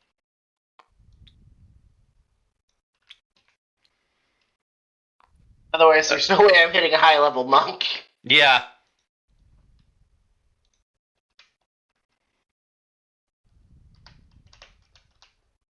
Okay, doke. So who's first? The monk, apparently. The monk. Imagine that. Give me a second. I am making some stats up.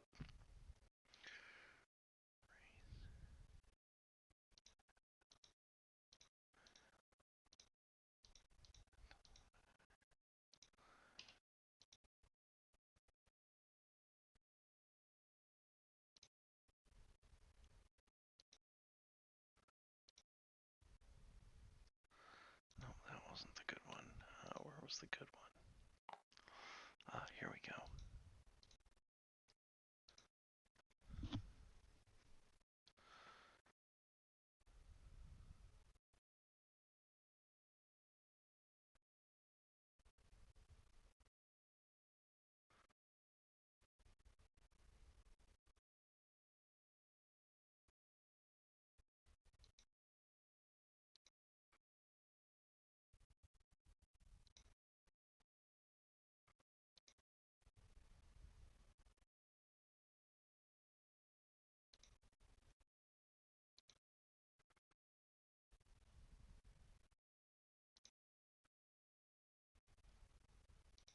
Did I lose sound, or are we all just being really I quiet? think we're all just being really quiet real quick.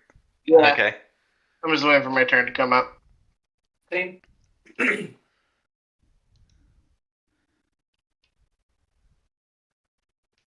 that didn't work real well either.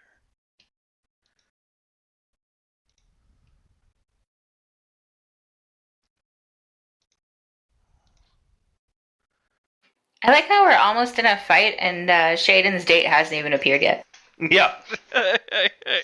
He's late because he had to go to the ship first and then be told that, oh yeah, dude, she went out to a bar.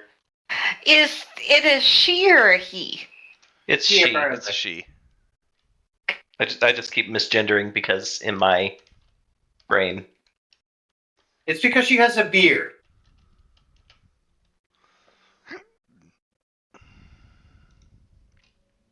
Wait, Satar's kind of Fae instead of humanoid? Yep. Yep. Oh, that's insane. Yeah, that and the magical resistance are pretty solid. Here we go. That, Literally, some of the best freaking hold spells are useless against you. Yep. found it.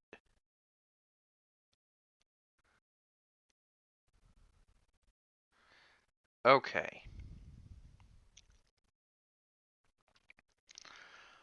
All right.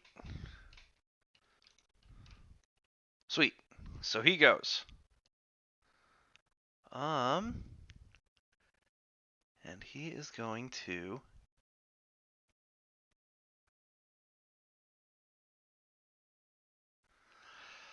all right. Big beastie boy, you are getting struck by a monk. He gives you he like twists around you and then like returns the hip check. What's your armor class?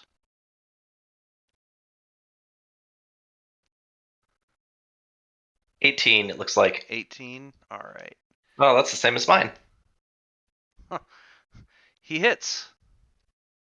Rolling a 10. He hits. So you wind up taking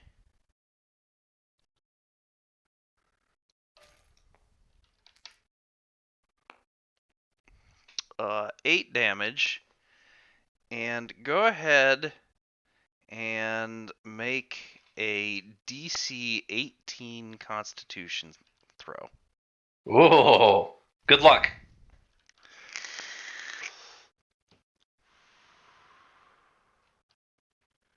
That was to Mojo. Yes. Yeah. Okay.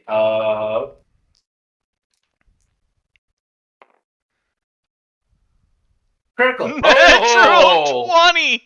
Holy crap. All You right. punch him in the gut, and he goes like King Hippo, like, ooh, ho, ho, ho. All right. All right. I see how it is. And he's going to go ahead and do like a big leg sweep. And that hits for another 7 damage. So you're up to 13 damage, Ev. Okay, that would make it 37. In a row? Total. No, That was- never mind. Keep going. All right. And then he does another, and that hits for 7 damage. 13 damage. This is what I aspire to be. Yeah, I think we're pretty well fucked. Okay, I am a 24, I think. All That's right. less than half. Ooh. Okay. I guess I'll have to wait until my turn to do something about it. Okay. Mud? Mud it is.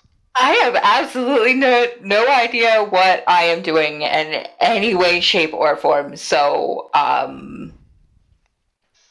hold action. Yeah, literally all you see is me like jump over the crowd holding a giant ox skull that's mounted on, a piece of wood. I am going to have to say I do like this turn of events because I kind of hated you until now. All Totally right. fair. So I'm for it. Mud holds action, which brings us to Mull.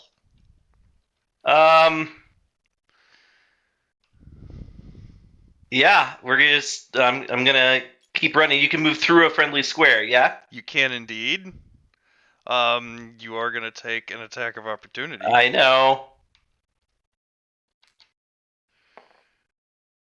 11.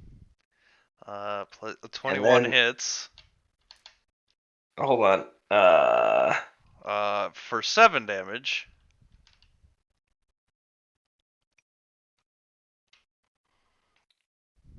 All right, 7 damage.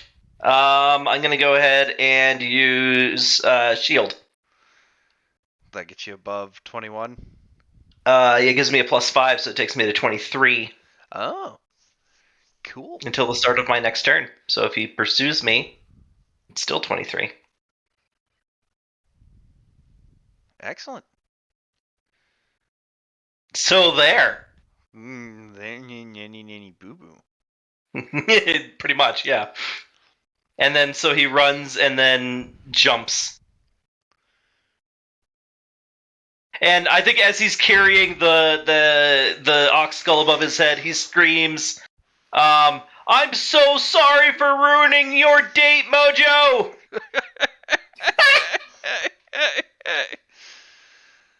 um. You just hear Shaded behind him scream at him, "And you ain't gonna apologize for ruining mine, Your date sword hasn't even shown boy?" up. All right. So after Mull, it's Shaden. Shaden, what are you up to? I am trying to get to the hurt person. Okay. There. More. Who has the most damage? Mojo, I think, has the only damage. Mojo! He is Yeah. less than half of his hit points. Yep. Okay, so he's fine. Never mind.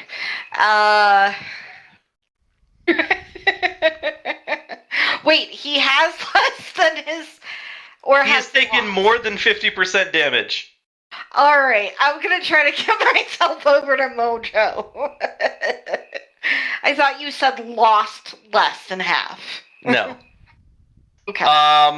Is this guy going to attack her? Probably not. No. Okay, 1, 2, 3. And you 4. kind of have to be a dick to attack someone in priest's robes unless you have a damn good reason. I think his only focus is the person holding the object that is stolen. Yeah. Okay, so you can't get immediately to him, but you were pretty close.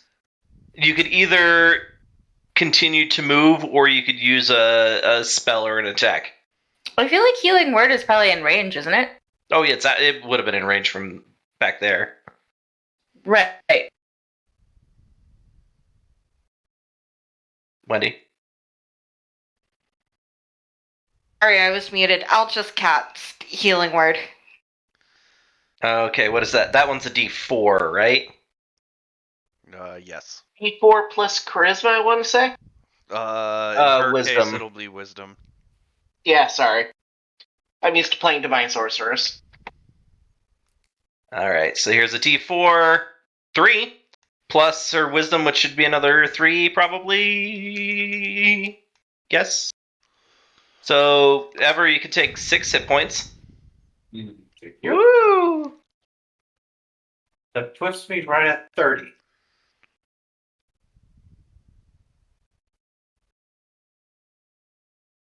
And she still has an action if she wants to try, I don't know, something else as an action. Oh, is that a bonus action? I think Yes, it is. Healing Word is a bonus action. Damn. Okay. Well, Cure Wounds is. Do you want to attack? You don't. You don't have haste. Do you have bless? Do you have bless prepared?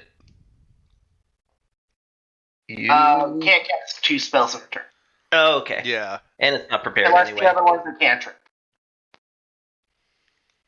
Which I don't believe But Healing you Word have- was. No, it's not. No, I have Spirit of the Dying, Toll the Dead, Word of Radiance. Am I within Yeah, but 5 then we're like feet? actually casting lethal magic spells. Up till now, it's basically a glorified bar brawl, and I'm okay with that. Yeah. Okay, so I am still. I think I am trying to keep my eye on the dude and Mojo to kind of gauge, like, do I need to intervene? That's fair. All right. So nothing for your last turn or last action. No. All right, Mojo, you're up. Okay, one thing. This guy's hitting me with all he's got, right? No, He's not holding back, is what I'm no, asking. he's holding back. He's holding back. Okay, so I'm holding back a little bit, and I say, "You, sir, got yourself an honorable duel!" And use compel duel as a bonus action. Ooh. Compelled duel, huh? I attempt to compel a creature into a duel. One creature that I can see within range must make a wisdom saving throw. On a failed save, the creature is drawn to me, compelled by the divine demand. On the duration, they have disadvantage on attack rolls against other creatures other than me, and they must make a wisdom saving throw every time they attempt to move to a space that is more than 30 feet away from myself. If they succeed a spell saving throw, they don't have to restrict their target movement for that turn. Okay, what's his what's your number? Um, Save DC is 13. Natural 20. No, he succeeds. I guess I just finished my mug of beer, and I punch him with it for an improvised brawl, tavern brawl. It's the same brawl for me because I have the feat.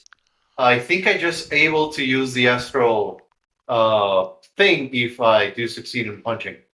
So no, I rolled a 7 plus 5. That's a 12. I do not succeed. You do not succeed, no. All right. So after Mojo, it goes back to our monk friend. But We skipped Back, Thomas. by the way. we did skip Thomas. I am very sorry, Thomas. What does Oh, Thomas that do? was me. I had to go pop a bubble and a pizza, so I'm putting my bow away. I can't hit that guy. Also, I don't want to kill a man if I do hit him.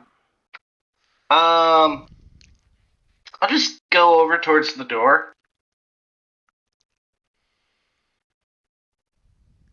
Sounds like a solid plan. Yeah, Yeah. that seems like a good idea. All right. Good double move sounds good. So, top of the round comes up. The whole mosh pit turns into a brawling pit at this point. The monk guy does a clever little duck under your hand, and he proceeds to fuck right off. 1, 2, 3, 4, 5, 6, 7, 8.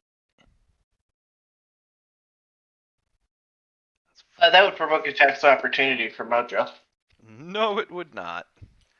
Oh, he used a bonus. Okay. Yep. I see what he did there. And he's gonna go ahead and grapple for that mask. Or not for the mask. He's just gonna grapple. Monks are notoriously bad at grappling.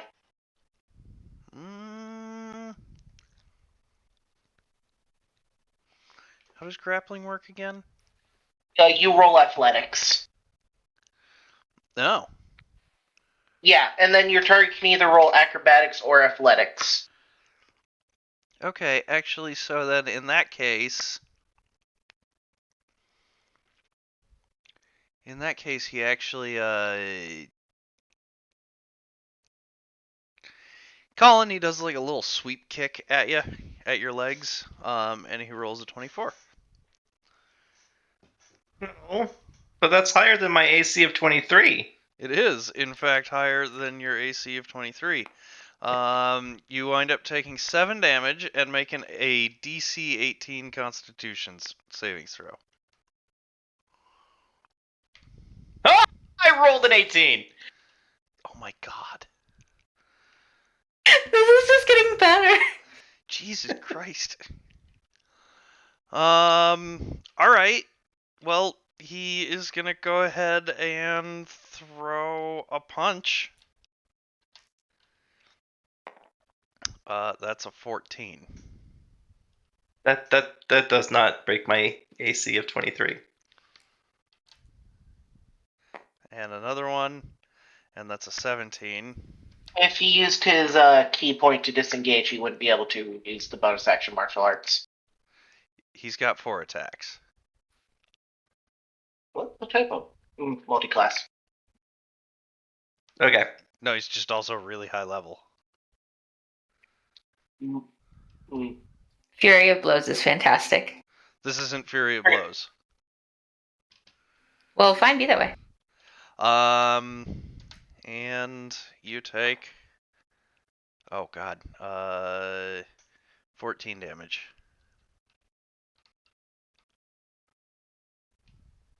Retro.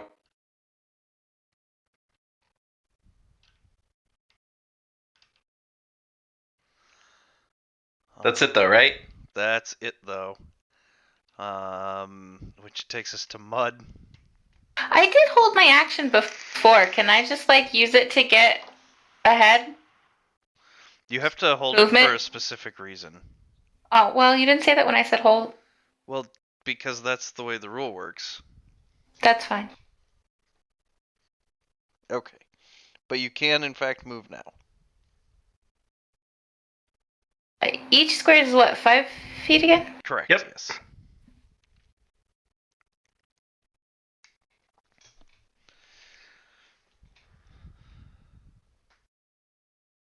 So my base movement would get me.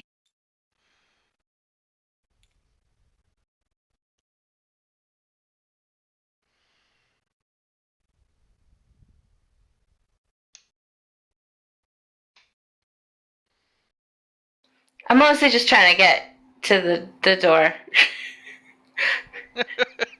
Okay.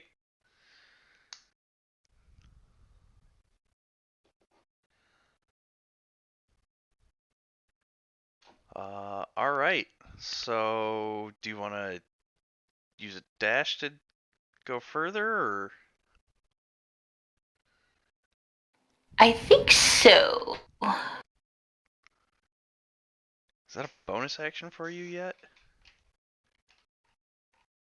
I don't believe so.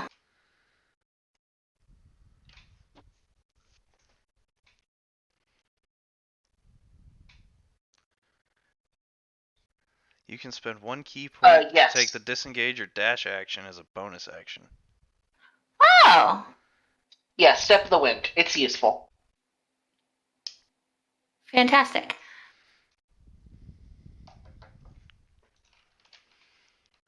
So yeah, you can run again and still have an action. I feel like I want to run and see if I can help get the item to the door.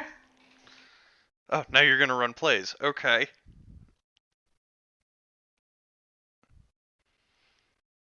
Cause I can can I regular dash and then bonus action dash? Oh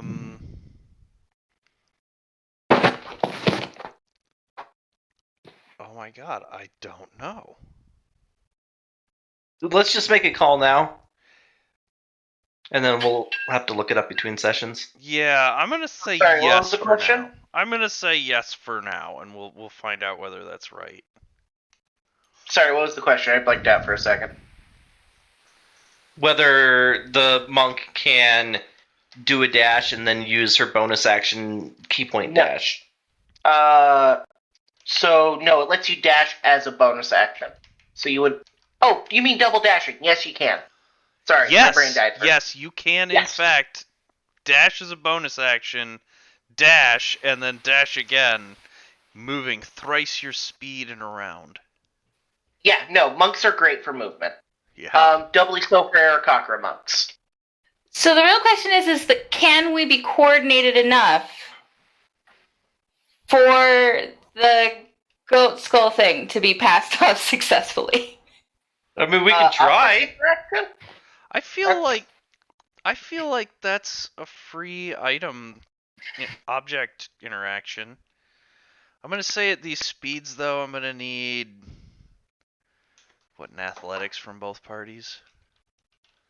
Just Would it to, not be sleight of hand? How about acrobatics? I would take sleight of hand, but not acrobatics. This is a baton handoff, basically. There's a chance. Sleight of hand. Yeah. Okay. We're trying this. You gonna move?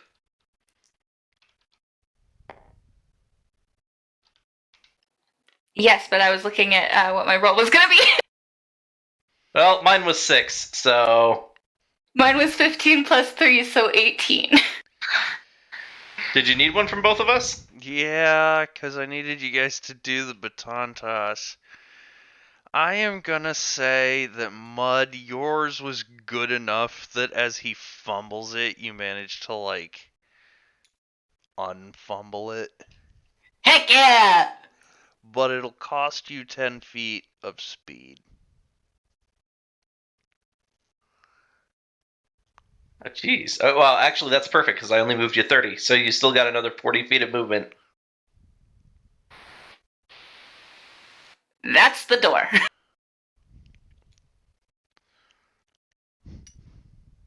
Huzzah! Yo, As I run by, I'm like, I don't know why we're taking this, but this is awesome! Alright. My turn? I do believe so, yes.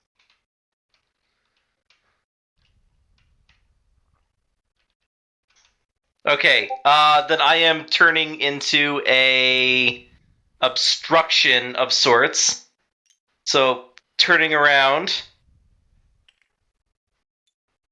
holding my shield out and getting ready, and like,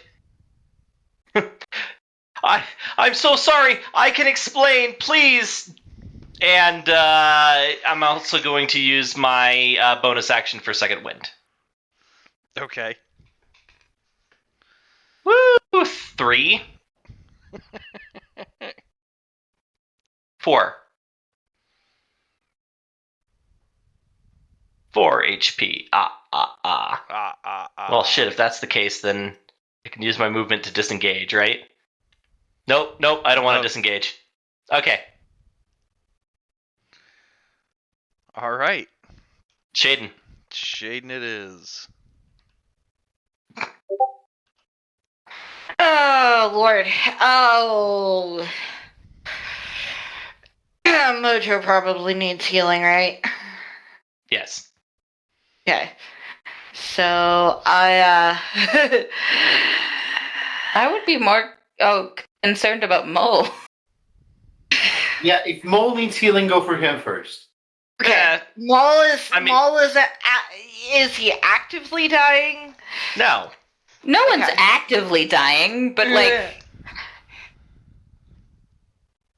Alright, so one of them has 30 and the other has 12.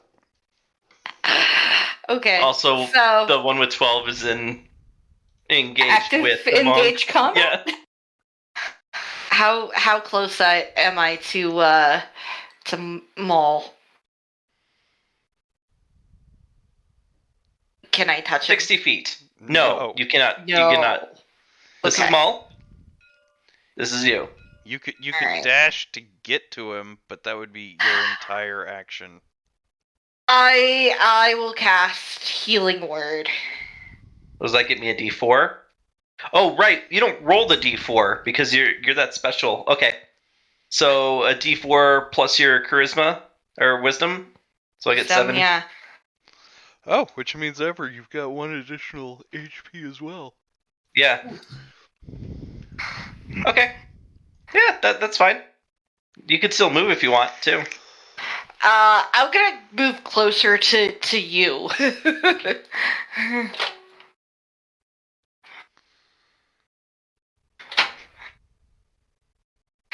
And I'm pissed off about this and muttering, "Damn it, sword boy," the entire time.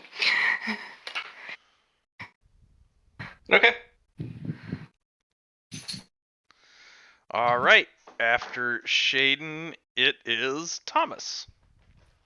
Hey, just letting the slime through. I forgot her name. Mud. There it is. Just letting Mud through. I'm not doing anything important here. Okay. Definitely not getting involved in that fight. You could throw me. I have no strength. Hey. I could not throw you. Wait, shouldn't it I'm be a very the small dwarf that gets tossed? Shouldn't it be the dwarf that gets tossed? I'm a slime. I'm small. And I have 10 strength. I'm not tossing anybody. I don't know, maybe a smack on the ass on the way out. There you go. Not actually smacking her on the ass on the way out. I'm just passing my turn, is what I'm saying. Okay. Mojo, you're up. I look at the orc woman and I give her a wink. I say, "We'll have to catch up later." You actually look at her, and she is currently like got a guy by the collar, and she punched him in the face. Awesome. So yeah, she just excuses herself and goes 1, 2, 3, 4, 5, 6. That's 30. Bonus action, another you, sir, have challenged me to a duel, and I'm gonna use another spell slot to try that. So can you give me another check? Versus a 13, Yes. he rolled a 15. Ah, he succeeded. And I have only one more spell left. As some action. What can I do as an action? Not this range. Have rolling. Improvised weapon would only be used in melee, right? I kind of like toss him a mug, right? I mean, if you want to make a ranged mug attack.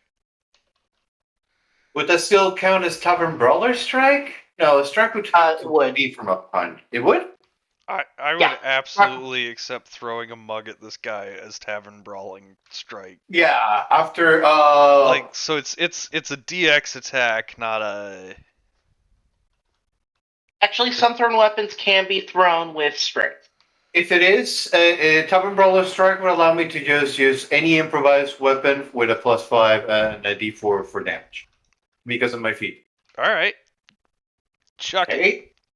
Okay. Rolling d20 for a 17 plus 5, that would be a 23. You hit. I will also like to. Oh no, wait! I don't think I can use Astral Strike for ranged weapons. Astral Spark. Hit with a martial weapon. I don't think this counts as a martial weapon. It does not. No. That would just be a d4 plus 3.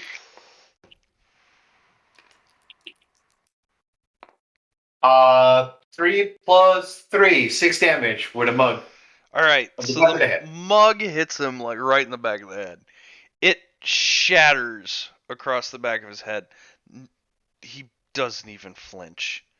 Mull, it shatters in the back of his head, and you see like something change in his expression. Oh shit. And he just turns around and looks over at you there.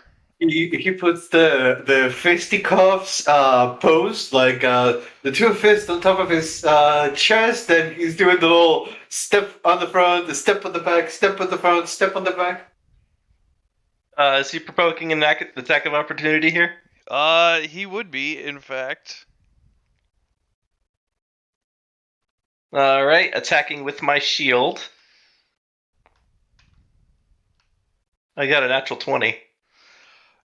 All right, you hit. This makes up for all of the horrible. You definitely I hit. didn't You do actually double even dice put. damage on this. Apparently, shield isn't on here, so instead I'm using my horns. Okay.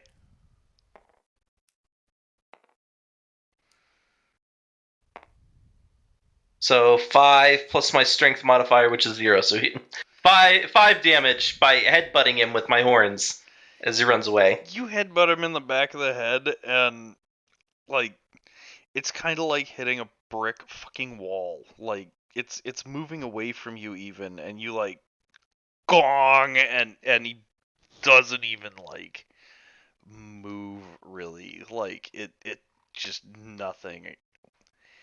Um, barely any damage to him. Yeah. And Mostly we're just keeping him busy. yeah, no, I know. Um, yeah, all right. He pulls the quarterstaff off of his back and just sweeps it over at you there, gift boy. Okay. Does a 29 hit. 29 does hit.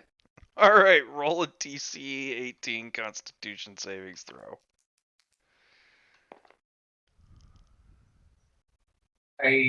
That's a 16. Oh, that is a You 16. said Constitution saving throw? I Yeah. did I have indeed. advantage on that. Oh, Plus 3. So 19. Oh my god. Wait, you got a 19? Yes. Nice. All right, but you still also take 9 more damage. Okay. And then, yep, he misses. And then a 21. 21 will hit. That hits. And you take 7 more damage. Okay. And then a natural 20. I think that's gonna down me. What's gonna be the damage? 9 plus 5, 14 more damage. I am at 1 hit point. Oh my god! So he comes in and kicks his ass. Yeah, he does, in I think fact. it's fair to say you lost the duel. Handily. Well, he's using a weapon. Oja is not. That's not honorable. Oh, yeah, I guess if you're not using a weapon, he was doing that with his fists. He doesn't draw his quarterstaff. That was with his fists. Oh no! That was if that was with his fist, that would still be For some honorable reason, I and just kicking his ass. yeah. He's just damage is exactly the same. I was doing that for dramatic effect. No, If not this a is, problem. yeah. If this is still bar brawl, that was absolutely with the fist. He does that, and like you start hearing cheers from over at the bar. It's the band. They're just like yeah.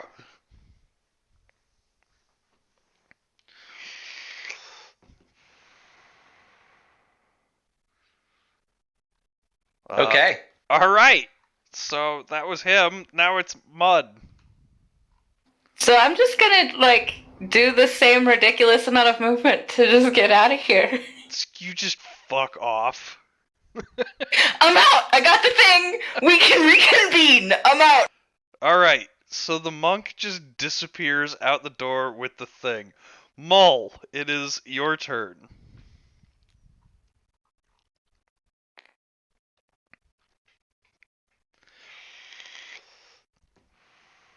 Um.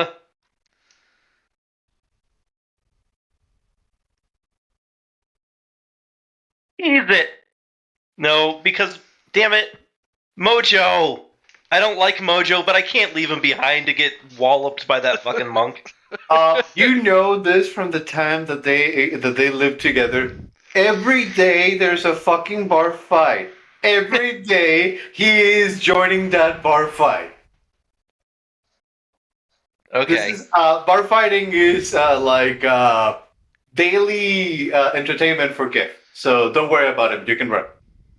Alright, he will mouth help Mojo to Shaden, and he's gonna fuck off. Holy crap! Mojo is a hippo Klingon. Yes.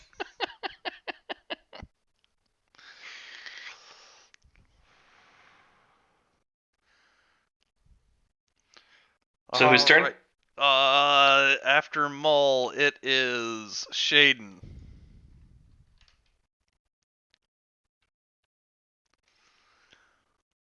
Sorry, I was muted. Okay.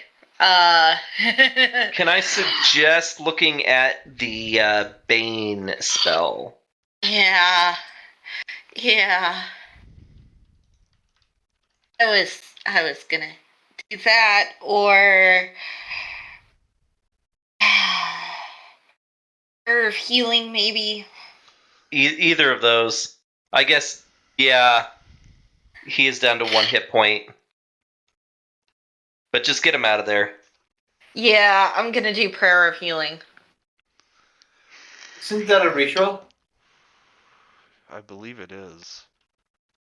It is a ritual. Oh, let me double yeah. check. That I have takes time. like 10 minutes to cast. I thought it was instantaneous. No. No, you're thinking of word of healing. Healing word. Oh, right. Okay. Well, Bane then.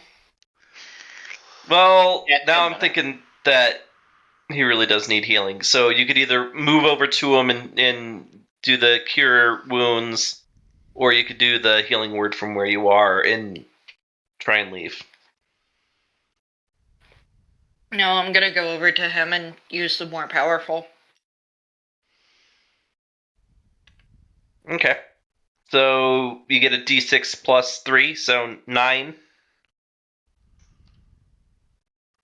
hit points. 9 Pepper? HP. Nice.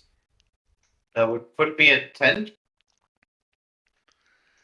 Hey, you're back to like a fifth of your health. Nice. Alright. Thomas. I'm just gonna walk out. Yeah. That sounds like a great idea. Two of your party have already just fucked off. I'm not dealing with this when the guards show up. If they need me to, I'll help break them out. Okay. Mojo, you are up next. Okay. I believe this is an action, so I'm gonna take 20 points from my lay on hands and put them on me. Yeah. So that's gonna put me at 30. And as my last bonus action, would this people be still this close? No, people are running away from this. Okay. So he's gonna say, "You, sir, would be a lovely brawling daily companion." DC 13.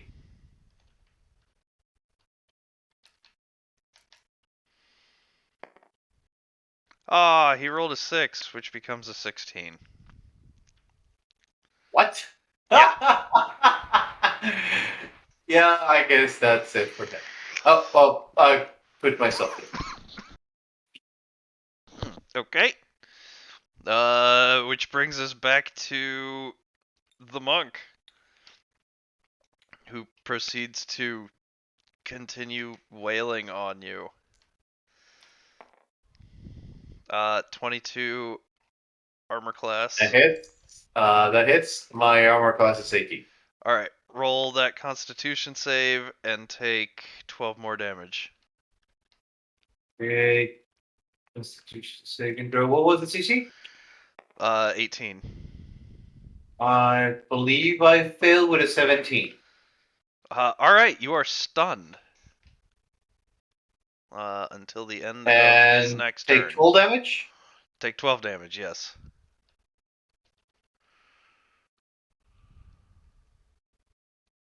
That's it? Alright. Damn it. 29.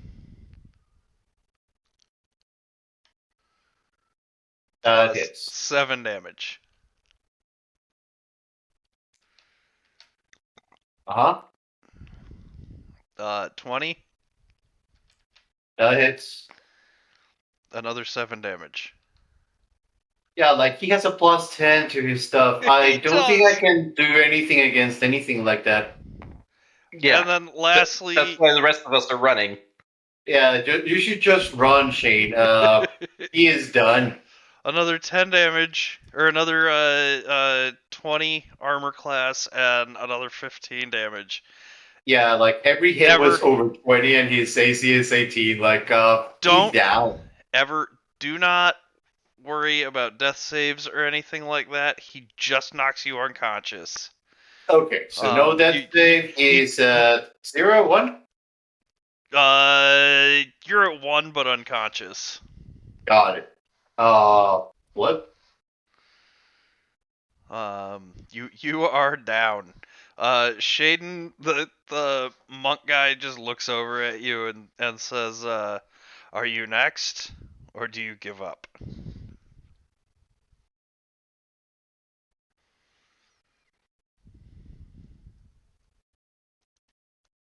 You're muted if you're trying to respond. Oh, I'm debating. I don't think you can do anything to this guy, to be honest. No, you were just helping out. How good is your deception?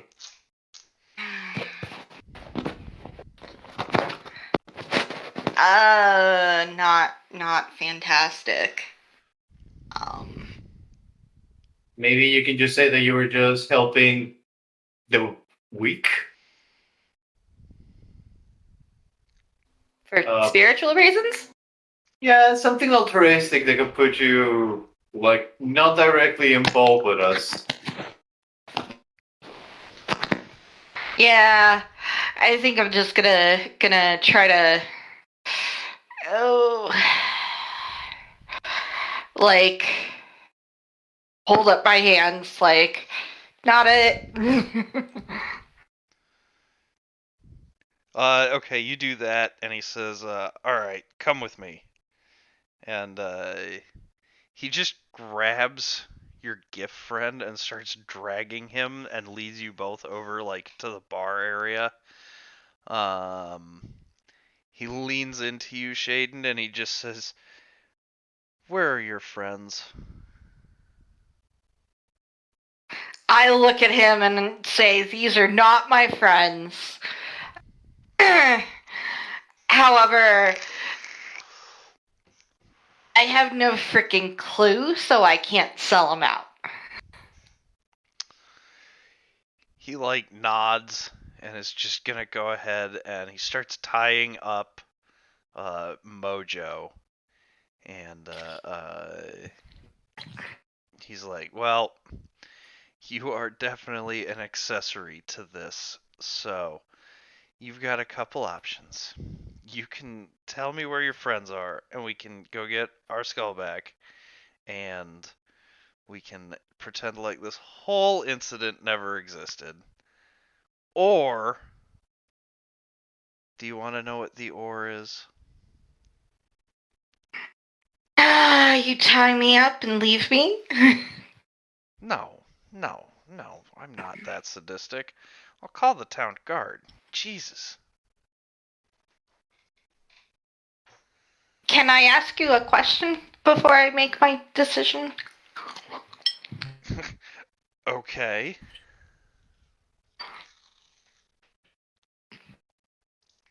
Why are you so upset about the skull in the first place? He leans in and he whispers to you quietly and he says, "I don't give a fuck about the skull. But have you seen the clientele in here? If you let one person get away with anything, then the whole place goes to shit." So you want us to be an example Well, rather than I wanted any to. malice. I wanted to let the band finish their epic set, but your friends decided to cause a ruckus. Well, knowing them, they have probably taken sanctuary at the Temple of Morden. He looks at you confused. Go ahead, roll a deception.